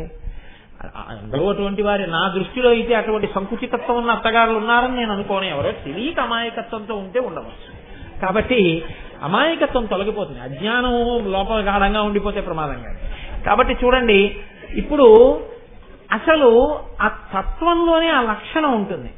అమ్మవారికి ఉన్నటువంటి లక్షణం కూడా ఏమిటంటే, మీరు ఇది చెప్తే చాలు, అమ్మ నేను ఈ గుణాలు నాలో ఉండడం వల్ల నేను చాలా బాధపడిపోతున్నానమ్మా, చాలా కష్టపడిపోతున్నానమ్మా అని మీరు నిజాయితీగా అమ్మవారితో చెప్తే చాలు. ఇది అమ్మవారు ఈ లోకానికి ఇచ్చినటువంటి గొప్ప కటాక్షం అండి. అదేమిట్రా నీ బుర్ర ఏమిటా ఆ ఉపన్యాసం చెప్పడం ఏంటి, కటాక్షం ఏమిటి, ఇవన్నీ ఉండడం అంటారేమో మీరు. నేను మీకు ఒక ఉదాహరణ చెప్తాను, ఇది నేను తరచూ చెప్తూ ఉంటాను. ఈ ఉదాహరణ అదేం నా సొంతమేం కాదు, జగద్గురువులది. ఒకానొక రాజు యుద్ధం చేస్తున్నాడు యుద్ధభూమిలో. తనని నమ్మినటువంటి ఒక సైనికుడు పక్కన ఉన్నాడు. ఈ సైనికుడితో అన్నాడు, ఒరే ఇవాళ రాత్రి నువ్వు వచ్చి నన్ను కలు అన్నాడు. అంటే ఈ సైనికుడు అన్నాడు, నేను సామాన్య సిపాయిని, మీరు చక్రవర్తి. రాత్రి శిబిరం వేసుకున్నప్పుడు రేపటి యుద్ధ వ్యూహాలు రచించడానికి మంత్రులు, సామంతులు, సేనానులు బారులు తీరి ఉంటారు. అంగప్రదక్షిణానికి 2 గంటలకే వైకుంఠంలో నిలబడిపోయినట్టు. ఇంకా నేను మీ దగ్గరికి వచ్చి ఎలా మాట్లాడతానన్నాడు. అంటే రాజు అన్నాడు, బెంగ పెట్టుకో అని ఓ ఉంగరం ఒకటి తీసి ఇలా విసిరాడు. ఇది పట్టుకుని శిబిరం పక్కన తిరుగుతుండు, దర్శనం నీకు అయిపోతుంది అన్నాడు. ఆయన ఇలా చూసి అన్నాడు, ఉలిక్కిపడి, అయ్య బాబో ఇది శత్రురాజు ఉంగరం అన్నాడు. గప్ చెప్, అది పట్టుకు తిరుగు అన్నాడు. ఇప్పుడు దాన్ని జేబులో పెట్టేస్తున్నాడు. చీకటి పడింది, దర్శనాలకి టైం ఇచ్చారు, టోకెన్లు వేసి సేనాపతి, ఉపసేనాపతి వీళ్ళందరికీ రాత్రి 12, 12:30, 1 గంటన్నర, 2 ఇలా వీడి సిపాయి. వీడికి ఎవరిస్తారు? అప్పుడే రాజుగారు పలహారం చేసి కూర్చున్నారు. 8 అయింది. వీడి శిబిరం పక్కన అలా అలా అలా అలా తచ్చి ఆడుతున్నాడు. గభాలను వెళ్లి పట్టుకున్నారు. అసలే యుద్ధభూమి, రాజుకి ఆపద వస్తున్నారు. జేబులు వెతికారు, శత్రురాజు ఉంగరం దొరికింది. అందరినీ ఆపేశారు. ముందు వీడిని రాజుగారి దగ్గరికి తీసుకెళ్ళండి. ఎవరు తీసుకెళ్తే వాడికి ప్రమోషన్. ముందు వీడిని గబగబా తీసుకెళ్లారు. మంత్రిని కూడా ఆపి, మహారాజా శత్రురాజు ఉంగరంతో తిరుగుతున్నాడు, పట్టుకొచ్చాం. ఆహా, ఏదా ఉంగరం తీసుకున్నారు, మీరు బయటికి వెళ్ళండి. ఇంకే ఉంది, ఇలా చంద్రహాసం తీసి కొట్టేస్తాడు. మనం లోపలికి వెళ్ళి ఆ శరీరాన్ని తీసుకెళ్లిపోవడం. ఇప్పుడు రాజు వాడితో 20 నిమిషాలు మాట్లాడి బయటికి పంపించాడు. వాడు ముసి నవ్వుతూ వెళ్ళిపోతాడు. ఏరా నేనేం చేయలేదా అన్నారు. గప్చి, నీకు అనవసరం, నాకు రాజుగారికి సంబంధించిన విషయం. ఇప్పుడు వాడు రాజుగారికి ఆంతరంగికుడైపోయాడు. దేనివల్ల అయ్యాడు మీరు చెప్పండి? శత్రురాజు ఉంగరం చేతిలో ఉంది, అది శత్రురాజు ఉంగరం అని వాడికి తెలిసింది. అదొక్కటే. అది మన రాజుగారి ఉంగరం అంటే లైన్లో నిలిచి ఉండేవాడు. అది శత్రురాజు ఉంగరము అని వాడు తెలుసుకోగానే వాడు రాజుగారి శిబిరంలోకి వెళ్ళిపోయాడు. 3 గుణముల వలన లోపల నుంచి కలిగేటటువంటి కామక్రోధ లోభ మద మోహమాశ్చర్యములు నా శత్రువులు అని మీరు గుర్తించి అమ్మవారిని ప్రార్థిస్తే చాలు. శ్రీమాత 3 ఉపసంహారం చేసి, శత్రురాజ ఉంగరం వల్ల బాధపడుతున్నావా నాన్న అని మిమ్మల్ని ఆవిడ పాదాల దగ్గరికి లాగేస్తుంది. కాబట్టి శ్రీమాత 3 మడత పెట్టి తనలోకి తీసుకోగలిగినది, 3 మడత విప్పి పైకి వదలగలిగినది. కాబట్టి ఆవిడ తిప్పనగలదు, లోపలికి తీసుకోనగలదు. ఇది శ్రీమాత. ఈ 3 కలిస్తే కాదు. సత్వము, రజస్సు, తమస్సు గుణములు నిజంగా భగవంతుడికి ఉంటాయని కాదు, కానీ భగవంతుడు అటువంటి కర్తవ్యనిష్ట కలిగినప్పుడు బ్రహ్మగా, విష్ణువుగా, రుద్రుడిగా ప్రకాశిస్తాడు 3 రూపాలతో. కానీ 3 రూపాలతో ప్రకాశించేది ఒక్కడే. ఈ తత్వం మీరు గమనించాలి. మీరే రేపు ఉదయం మా ఇంటికి వచ్చి, అంటే మా ఇంటికి ఉదయం రమ్మని కాదు నా ఉద్దేశం, ఎవరూ రాకపోతేనే నాకు ఎక్కువ సంతోషం. ఉదయం నేనేదో ధావళి కట్టుకుని సంధ్యావందనం చేసుకున్నాను అనుకోండి, మీరు వెంటనే అలా చూసి నిన్న పంచె కట్టుకున్నాడు, ఇవాళ ధావళి కట్టుకున్నాడు, వాడు వీడు కాదేమో, నిన్న లాల్చీ వేసుకున్నాడు, ఇవాళ మీద ఏమీ లేదు, ఉత్తరీయం ఎడంబుదం మీద వేసుకున్నాడు, చొక్కా లేదు, బనీన్ లేదు, వాడు వీడు కాడేమో అని మీరు ఇలా లెక్కలు కట్టి ఆఖరికి ఇదైపోతుంటే ఏమమ్మా ఇలా వచ్చారు అని అనుకో, మీరు కోటేశ్వరారేనా? అదేటమ్మా అనుమానం ఎందుకు వచ్చింది? మరి ఏమిటి అలా ఉన్నారు? అదేటమ్మా ఇప్పుడు సంధ్యావందనం చేసుకుంటున్నారు, ఇలాగే ఉంటాను. ఓహో, ఇంకా కాసేపు ఆగి 10:30కో ఎప్పుడో ఓవర్ బ్రిడ్జి మీద చూస్తే ఓ ప్యాంటు చొక్కా షూ వేసుకుని మోటార్ సైకిల్ మీద హెల్మెట్ ఎట్టుకు వెళ్ళిపోతుంటాను. అరే నిన్న పంచె కట్టుకున్నాడు, ఇదే ఇలా వెళ్ళిపోతున్నాడు వీడు అన్నారనుకోండి, అంతే. నేను అప్పుడు ఉద్యోగానికి పోతున్నాను, అలాగే ఉంటాను. మరి హెల్మెట్ ఎట్టుకు పోతుంటాను, పెట్టిన రూలు ఏం చేస్తాను, గుమ్మడికాయ నెత్తి మీద ఎట్టుకు పోవాలి, వెళ్ళిపోతుంటాను. వాడే ఓ పెట్రోల్ బంక్ లో పెట్రోల్ కొట్టించుకుంటున్నాడు అనుకోండి, అయ్యో ఇది లలితా సహస్రం చెప్పి నేను పెట్రోల్ కొట్టించుకోవడం అని మీరు అనకూడదు. నేను పెట్రోల్ కొట్టించుకోని ఏంటి, నా బండికి కొట్టించుకుంటాను. నేనే రైతు బజార్లో కూరలు కొనుక్కుంటూ కనపడతాను, అప్పుడు నేను ఒక గృహస్థు. నేనే మళ్ళీ సాయంకాలం అయ్యేటప్పటికి ఒక పంచాలు ఆల్చి పెద్ద కుర్చీ, ఆ గోపాలకృష్ణ గారు మైక్ లో పూజ్య గురువులు రావాలని పిలవడం, 2 దండలు, నేను మొదలు ప్రార్థనా శ్లోకాలు. ఇన్ని పాత్రలు వేసిన వాడు ఎవరు? నేనే.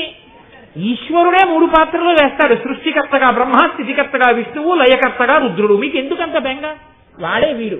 అంతేకాని అదంటే ఆఫీస్కి వెళ్తున్న కోటేశ్వరరావు చూసి చిచి దుర్మార్గుడా ఎంత సహ్యంగా ఉన్నారా, నీ ఇలా చూడలేకపోతున్నాను రా, నీ బతుకేచ్చా, ఏ పంచకట్టుకు తిరగలేవురా అన్నారనుకోండి, బాధపడేది నేను కాదు. ఏంటి ఉద్యోగానికి వెళ్తూ మరి ప్యాంట్ వేసుకోనా అని బెంగ పెట్టుకు బాధపడేది నేనే. రేపు రాగానే ఇప్పుడు శుభ్రంగా ఉన్నావురా, ఎంత చక్కగా ఉన్నావురా, ఇలా పంచకట్టుకుని ఉండదు కదా అన్నాను కూడా పొగిపోతానేంటి, ఇది ఎక్కడ కూడా వచ్చి పడింది రోజు. అప్పుడు బెంగే. సృష్టికర్తగా కీర్తన చేసి స్థితికర్తగా తిట్టి, స్థితికర్తగా కీర్తన చేసి లయకర్తగా తిట్టి, లయకర్తగా కీర్తన చేసి స్థితికర్తగా తిట్టినా మీరు చేసే తిట్లు నిందలు పడలేక నీ జ్ఞానం ఎప్పుడు వస్తుందిరా అని ఆయన ఏడుస్తాడు. కాబట్టి ఉన్నది ఎవరు? ఈ ముగ్గురు 3 కార్యములు నిర్వహించడానికి 3 రకములైన శక్తులనిచ్చిన అమ్మ ఎవరుందో ఆవిడ శ్రీమాత. ఆయన సృష్టికర్తగా సృష్టి చెయ్యగలుగుతున్నాడంటే శక్తి ఆవిడిచ్చింది. మీకు ఒక్కటే గుర్తండి, ఒక ఆవిడ చాలా జాగ్రత్తగా చక్కగా కత్తి పట్టుకుని ఆపరేషన్ చేసి కడుపులో ఉన్న పిల్లాన్ని బయటికి తీసేస్తాం. మీరు జాగ్రత్తగా చూసి ఈవిడ దగ్గర పదునైన కత్తి పట్టుకుంటే ఈవిడ పిల్లవాడిని పైకి తీయగలిగింది అని రైతు బజార్లో పనస పొట్టు కొట్టుకుంటున్న వాడి దగ్గరికి వెళ్ళి ఆపరేషన్ చేయించారు కదా. వాడు వేరు, ఆవిడ వేరు. ఆవిడ విభూతి ఆవిడదే. కత్తి పట్టుకున్న వాళ్ళందరూ ఆపరేషన్ చేసేవాళ్ళేం కారు లోకంలో. అలాగే సృష్టికర్త, స్థితికర్త, ప్రళయకర్త అని చెప్పినప్పుడు ఎవరికి కావలసిన శక్తిని వారికి అమ్మవారు ఇస్తుంది. సృష్టి చేసే శక్తిని బ్రహ్మకి తనలోంచి ఇస్తుంది. ఒకడొక కుర్చీలో కూర్చుంటాడు, ఆయనదా శక్తి, ఆ కుర్చీదా శక్తి. కుర్చీది శక్తి. ఆయన కుర్చీలో కూర్చున్నాడు కాబట్టి ఆయన పవర్. కాబట్టి ఎందుకు భయం? ఎందుకు ఆయన్ని చూస్తే నమస్కారం అంటే ఆయనకి కాదు నమస్కారం. ఎవడైనా వెర్రేడు లోకంలో వాడికి నమస్కారం పెడుతున్నాడు, వాడిని పొగుడుతున్నాడు అనుకుంటే వాడికన్నా వెర్రేడు ప్రపంచంలో ఇంకోటి లేడు. వేదం అలా చెప్పలేదు. అధికారి యందు విశ్వాంశని చూసి నమస్కరిస్తున్నాం. వ్యక్తిగా వాడికేం నమస్కారం కాదు, వ్యక్తిగా వాడిలోని ఈశ్వరుడికి నమస్కారం. వాడు ఒక అధికార సింహాసనం మీద కూర్చుంటే అలా కూర్చునే యోగ్యత పరమాత్మ వాడికి విష్ణువాంశతో పరిపాలకత్వం ఇచ్చాడని నమస్కారం. విష్ణువాంశకి నమస్కారం తప్ప నీకు నమస్కారం లేదు. నీకుగా ఏ సన్మానం ఇవ్వం. నీకు విష్ణువాంశ ఉంది కాబట్టి సన్మానం చేస్తాం. నీకు విష్ణువాంశ ఉంది కాబట్టి నీకు ఆ గౌరవం ఇస్తాం. అలాగే వేదం చదివితే బ్రహ్మగారి అంశ ఉంది కాబట్టి గౌరవిస్తాం. అలాగే లయకారకత్వం రుద్రాంశగా గౌరవిస్తాం. కాబట్టి 3 శక్తులు ముగ్గురికి ఇస్తే ఆ 3 శక్తులకి 3 పేర్లతో వచ్చి కూర్చుంది ఆవిడ. ఆయనే కలెక్టర్ గారు, పన్నులు వసూలు చేస్తాడు కలెక్టర్. ఆయనే మెజిస్ట్రేట్, ఒక చోటకెళ్ళి కూర్చున్నప్పుడు ఆయన మెజిస్ట్రేట్ గా ఉంటాడు ఒక హాల్లో. ఒక్క ఆయన ఎందే ఇన్ని రకాల శక్తులు ఎలా ఉంటాయి అంటే ఇన్ని శక్తులు ఆయన యందు అధికారముగా ఉన్నాయి. ఆయన్ని కలెక్టర్ గా తీసేసి ఎక్కడో సెక్రటరీగా ట్రాన్స్ఫర్ చేశారు. ఇప్పుడు ఆయనకి ఈ శక్తులన్నీ మెజిస్ట్రేట్ గా ఉంటాయా? ఉండవు. ఆయనకి అక్కడ శక్తులు వస్తాయి. ఎలా వచ్చాయి? కూర్చునే కుర్చీని బట్టి వచ్చాయి. బ్రహ్మకి బ్రహ్మశక్తి, విష్ణువుకి విష్ణుశక్తి, శివుడికి శివశక్తి ఎక్కడి నుంచి వచ్చాయి? అమ్మవారు ఆ శక్తుల్ని ఇచ్చింది. కాబట్టి 3 శక్తులను ఇచ్చిన ఆదిశక్తి ఎవరుందో ఆవిడ ముగురమ్మల మూలపుటమ్మ, ఆవిడ శ్రీమాత.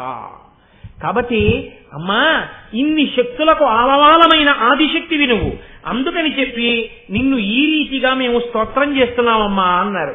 ఇటువంటి తల్లి ఎవరున్నదో ఈ తల్లియే ఇంతమందిలో ఇన్ని శక్తులను ప్రవేశపెట్టి ఈ లోకాలన్నీ కదిలేటట్టుగా, ఈ లోకాలన్నీ తయారయ్యేటట్టుగా చేస్తున్నది. ఆవిడ సంకల్పము చేతనే లోకంలో ఊహించడానికి వీలు లేనటువంటి సంఘటనలు జరుగుతుంటాయి. ఒక ఆయన కుండలో పుడతాడు. కుండలో పుట్టడం ఏమిటండి అనుకుంటాం. ఆయన అయోనిజుడుగా కుండలో ఎందుకు పుట్టాలో అమ్మవారికి తెలుసు. పుట్టించిన తల్లికి. పుట్టించిన తల్లి కుండలో పుట్టినటువంటి వాడు లేపు లోకానికి చెయ్యవలసినటువంటి ఉద్ధరణని ముందే లెక్క కట్టి ఒకడిని కుంభ సంభవుణ్ణి చేసింది. ఆయనే లలితా సహస్రనామ స్తోత్ర ఉపదేశం పుచ్చుకున్నవాడై మనందరికీ లలితా సహస్రాన్ని అందించాడు. కుంభ సంభవుడు ఎందుకు అవ్వాలో ఆవిడికి తెలుసు పుట్టించినప్పుడు. ఏ తల్లి ఎవరిని ఏ భావనతో ఏ మాట చెప్పి ఊపుతోందో ఆ పిల్లవాడు అటువంటి భావనతో లోకాన్ని ఉద్ధరించేవాడుగా తయారవుతున్నాడు. ఒక్కటే కారణం, మీరు బాగా జ్ఞాపకం పెట్టుకోండి. ఒక పిల్లవాడికి అభ్యున్నతి ఎక్కడి నుంచి వస్తుంది అని అడిగారు. ఒక పిల్లవాడు గొప్పవాడు ఎందుకు అవుతాడో తెలుసా అండి? ఆ తల్లి ఊయల ఊపుతున్నప్పుడు ఏ మాటలు చెప్పిందో, ఆ పిల్లవాడు ఊపిరి పోసుకుంటున్నప్పుడు ఏది వింటోందో, ఆ పిల్లవాడు కడుపులో పెరుగుతున్నప్పుడు ఏది చూస్తోందో, ఆ పిల్లవాడు వృద్ధిలోకి రావడానికి పాలిచ్చినంత కాలం ఏది తింటోందో, ఏది పెడుతోందో, ఏ సంస్కారం నేర్పుతోందో అదే వాడి జీవితాంతం శాశ్వతంగా ఉంటుంది. మీరు కావాలంటే చూడండి, పునాదిని బట్టి ఇల్లు, పునాదిని దాటి మీరు ఇల్లు కట్టలేరు. అమ్మ చేత్తో ఏది పెట్టిందో, అమ్మ ఏది పట్టిందో, అమ్మ ఏది నేర్పిందో, అమ్మ ఏది విందో, అమ్మ ఏది చూసిందో అదే పిల్లవాడిగా ఉంటుంది. లోకంలో శంకర భగవత్పాదులు జన్మించాలి అంటే ఆర్యాంబ కడుపుకే ఆ వైభవం దక్కింది. ఎవరు అటువంటి ఉపాసనతో, అటువంటి భక్తితో, అటువంటి మర్యాదతో ఉంటారో అటువంటి కడుపుల యందు అటువంటి మహాపురుషులు జన్మిస్తారు. అందుకే ఒక గొప్ప వస్తువు తయారవుతోంది. వెండి కంచాలే నలుగురు చేయించుకున్నారు. మీ కంచం ఇంత బాగా ఎందుకుందండి అని అడిగారు అనుకోండి. మా కంసాలి గొప్పతనం అంటే. శివాజీ అంత గొప్పవాడు ఎందుకు అయ్యాడు? అమ్మ చెప్పినటువంటి కథ. గాంధీ మహాత్ముడంత గొప్పవాడు ఎందుకు అయ్యాడు? అమ్మ తీసుకున్న ప్రమాణం తీసుకున్నప్పుడు అమ్మ కంట ఒలికినటువంటి కన్నీరు. అమ్మయే ఈ లోకాన్ని తయారు చేసి నడిపిస్తోంది. ఆనాటికి ఈనాటికి ఆవిడే శ్రీమాత. ఈ లోకంలో ఒక వ్యక్తి చాలా గొప్పవాడిగా తయారైతే నన్ను నమ్మండి, మీకు ఒక మాట చెప్తున్నాను, తండ్రి గుండెలు బాదుకుని చెప్పనివ్వండి, పిల్లవాడికి ఎక్కచ్చు ఎక్కకపోవచ్చు. అదే అమ్మ అన్నం పెడుతూ, నాన్న మీ నాన్నగారు ఎంతో కీర్తి ప్రతిష్టలు సంపాదించిన వాడరా, మీ నాన్న కీర్తి ఒక్కరోజు రాత్రిలో సంపాదించిన కీర్తి కాదు. మీ నాన్నది అశిధారా వ్రతం. మీ నాన్న జీవితం. మీ నాన్న ఎంత కష్టపడి పైకొచ్చారో నీకు తెలుసా? నీకు తెలియదు. మీ నాన్న మా పెళ్ళైన కొత్తల్లో మీ నాన్న సైకిల్ కూడా లేక 8 మైళ్ళు నడిచి వెళ్ళేవారు. మీ నాన్న తన డబ్బులతో తప్ప ఒక లూనా కూడా కొనుక్కుని ఎరగరు. మీ నాన్న ఎవరి దగ్గర ఇలా చెయ్యి చాపి ఎరగరు. మీ నాన్నకి ఇలా పెట్టడం వచ్చు తప్ప ఇలా తీసుకోవడం తెలియదు. మీ తాతగారు ఎంత గొప్పవాడో తెలుసా? మీ తండ్రి ఎంత గొప్పవాడో తెలుసా? నీ తండ్రి వైభవం నీ తండ్రి దగ్గర అలా నేర్చుకోవాలని ఎంతమంది ఆయన దగ్గర తిరుగుతారో తెలుసా? ఆయన పెట్టిన భిక్ష అని ఎంతమంది ఆయన ఫోటోలు పెట్టుకుని ఉద్యోగాలు చేసుకుంటున్నారో తెలుసా? అంత కష్టపడి చదివి పైకొచ్చి మీ నాన్నగారు ఇవాళ ఐఏఎస్ అయ్యారా? మీ నాన్న పుట్టుకతో కారులో తిరగలేదు. మీ నాన్న పుట్టుకతో ఇంత అధికారి కారు. ఎంత కష్టపడి మీ నాన్న ఈ స్థితిని చేరారో అటువంటి తండ్రి కడుపున పుట్టావు. ఇవాళ మీ తండ్రి వైభవానికి టీవీ చూస్తూ కూర్చుంటే పనికిరాని వాడి అయిపోతే, మీ తండ్రి తలదించుకుంటే నువ్వు ఎందుకు పనికొస్తావు చెప్పు? మీ నాన్నలా నువ్వు కష్టపడి చదవాలి. మీ నాన్న ఎప్పుడు సంతోషిస్తారంటే పుత్రాది చేత్ పరాజయం. నీవు చేసినంత గొప్ప పని మీ తండ్రి చెయ్యలేకపోయానని ఓడిపోయిన నాడు మీ తండ్రికి సంతోషం. మీ తండ్రి సన్మానాలకు సంతోషం కాదు, నువ్వు చేసిన పని చేయలేకపోయానని మీ తండ్రి ఓటమిని అంగీకరించడంలో మీ తండ్రికి సంతోషం. అందుకే సుబ్రహ్మణ్యుడు చెప్పినంతగా ప్రణవానికి అర్థం చెప్పలేకపోయాననుకున్నట్ట శివుడు. అందుకని పుత్రుడి చేత వైభవాన్ని పొందినవాడు ఎవడంటే లోకంలో అంత పెద్దరికాన్ని పొందినవాడు తండ్రి పరమశివుడి. అందుకని కొడుకు సుబ్రహ్మణ్యుడు అంటే అంత ఇష్టం టైంకి. కాబట్టి నాన్న నువ్వు వృద్ధిలోకి రావాలి అని ఒక అమ్మ ఒక పిల్లవాడికి చెప్తే పిల్లవాడు వృద్ధిలోకి వస్తాడు. తండ్రి ఎంత గుండెలు బాదుకు చెప్పనివ్వండి అందనుకోండి గాలిపోతాయి. నేను ఈ మాట ఎవరిని నిందించడానికి చెప్పట్లేదు. ఇది మర్యాద లోకంలో. అందుకే ఇంగ్లీష్లో ఒక సామెత ఉంది, the hand that rocks the cradle is the hand that rules the world. ఏ చెయ్యి ఊయల ఊపుతోందో ఆ చెయ్యే లోకాలని పరిపాలిస్తోంది. మీరు కాదని అనగలరా? ఏ తల్లి, ఒక్కొక్క తల్లి ఈ లోకానికి ఊపిరిలు పోసిందండి. సర్దార్ భగత్ సింగ్ తల్లి కొన ఊపిరితో ఉండగా మంచం మీద పడి ఉంటే ఒక పెంకుటింట్లో ఎవ్వరూ చూసేవాళ్ళు లేకపోతే ఆయన్ని పోలీసులు పట్టుకునేటటువంటి రోజుల్లో పరిగెత్తుకుంటూ ఇంటికొచ్చి, అమ్మా నీకు ప్రాణోత్క్రమణం అయిపోయే రోజులు దగ్గరికి వచ్చేస్తున్నాయి, నేను వెళ్ళనమ్మా స్వాతంత్ర సంగ్రామానికి, అమ్మా నీ సేవ చేసుకుంటానమ్మా అంటే ఆ తల్లి కొడుకుని చూసండి, ఛీ దుర్మార్గుడా, నీలాంటి కొడుకుని కన్నందుకు ఇప్పుడే చచ్చిపోతే బాగుండనుకుంటున్నానండి. ఏమమ్మా అంత మాట అన్నామన్నారు.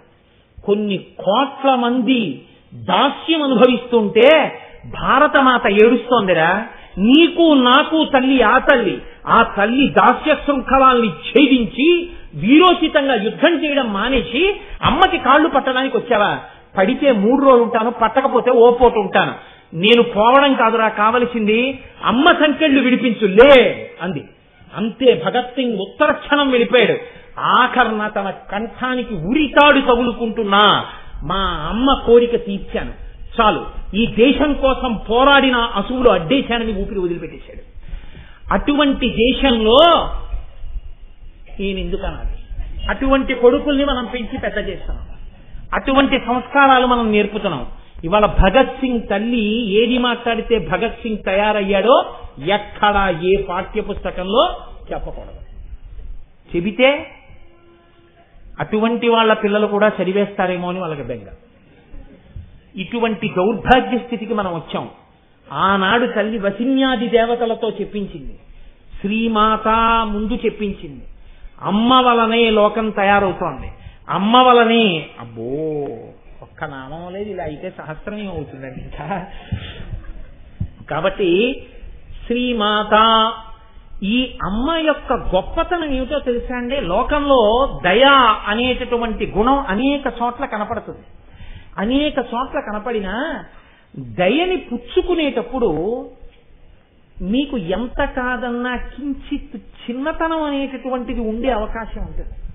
నన్ను ఒక మహాత్ముడు ఫీజు కట్టి చదివించచ్చు. అంటే ఒక ఉదాహరణకి చెప్తున్నానంటే, నేను ఇప్పుడేం చదువుకోవట్లేదు, నాకు ఎవరూ ఫీజు కట్టట్లేదు, అది వేరు విషయం. కానీ ఉదాహరణకి చెప్తున్నాను, వేరొకరి మీద ఎందుకు పెట్టాలి అలాంటి ఉదాహరణ. కానీ ఆయన నన్ను ఎంత ఉదారంగా చదివిస్తున్నా, ఫీజు కట్టండి అని నోటీస్ ఇచ్చినప్పుడు నేను ఆయన దగ్గరికి వెళ్ళి, సార్ నేను మళ్ళీ ఫీజు కట్టాలండి, అందుకని 23,000 రూపాయలు మీరు ఇచ్చేస్తారా అని అడగడానికి నేను వెళ్ళి వాళ్ళ ఇంటి ముందు నించున్నప్పుడు ఆయన బయటకు వచ్చి, రేపు రావయ్యా తీసుకెళ్ళిపోదు కానివి, బాగా చదువుకుంటున్నావా అని అడిగితే, ఆ మరునాడు మళ్ళీ నేను 23,000 రూపాయలు తీసుకోవడానికి వెళ్తున్నప్పుడు నాకు ఒక చిన్నతనం ఉంటుంది. అందరిలాగా నేను ఎందుకు నా డబ్బులు నేను కట్టుకోలేకపోయాను, ఇలా చెయ్యి చాపి పుచ్చుకోవలసినటువంటి స్థితి నాకు ఎందుకు వచ్చింది అని ఒక ఎంత కాదన్నా, ఎంత ఉదారుడై ఒక కొడుక్కి ఇచ్చినట్టే ఆయన ఇచ్చి, నువ్వు ఎవ్వరికీ చెప్పక్కర్లేదయా, నీ డబ్బులే అని చెప్పి వెళ్ళి కట్టుకోనన్నా, నువ్వు వృద్ధిలోకి వస్తే చాలు, మీ తండ్రి చేసిన ఉపకారం అటువంటిది మా కుటుంబాలకి, ఇది మీ తండ్రి డబ్బే అనుకుని ఇచ్చిన మీకు తండ్రి కీర్తి పట్ల సంతోషం ఉన్నా, అయ్యో చెయ్యి చాపేనే అని చిన్నతనం ఉంటుంది. కానీ మీరు చూడండి, లోకంలో దయని పుచ్చుకున్నవాడు, దయని అందించినవాడు ధన్యులయ్యేది ఒక్క సందర్భంలో. ఎక్కడో తెలుసా అండి? ఆ ప్రొవెర్బ్స్ ఇంగ్లీష్ లో ఉండొచ్చు, కానీ ఎంత గొప్ప మాట అన్నారంటే,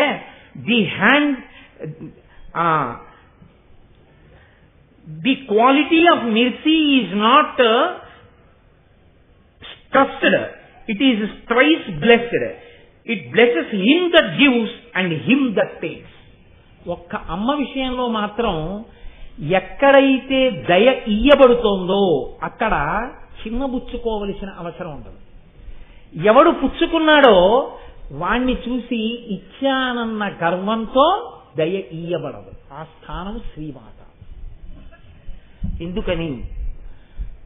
ఎన్ని తప్పులో మన దగ్గర ఉన్నాయి, ఎంత దయయో అమ్మ దగ్గర ఉంది. మీరు లెక్క వేసి చూసుకోండి. పుట్టడం దగ్గర నుంచి తప్పులన్నీ మనవి, దయంతా అమ్మది. రోజు నేను చెప్పక్కర్లేదు, మీకు తెలుసు. ఎన్ని తప్పులు చిన్నప్పుడు, అన్ని అబద్ధాలే, అన్ని తప్పులే. ఇంత తప్పుడు బతుకుని కడుపులో పెట్టుకుంది. ఎవ్వరికి పక్క వాళ్ళకు కూడా చెప్పలేదు, కొడుకు చులకనైపోతాడని.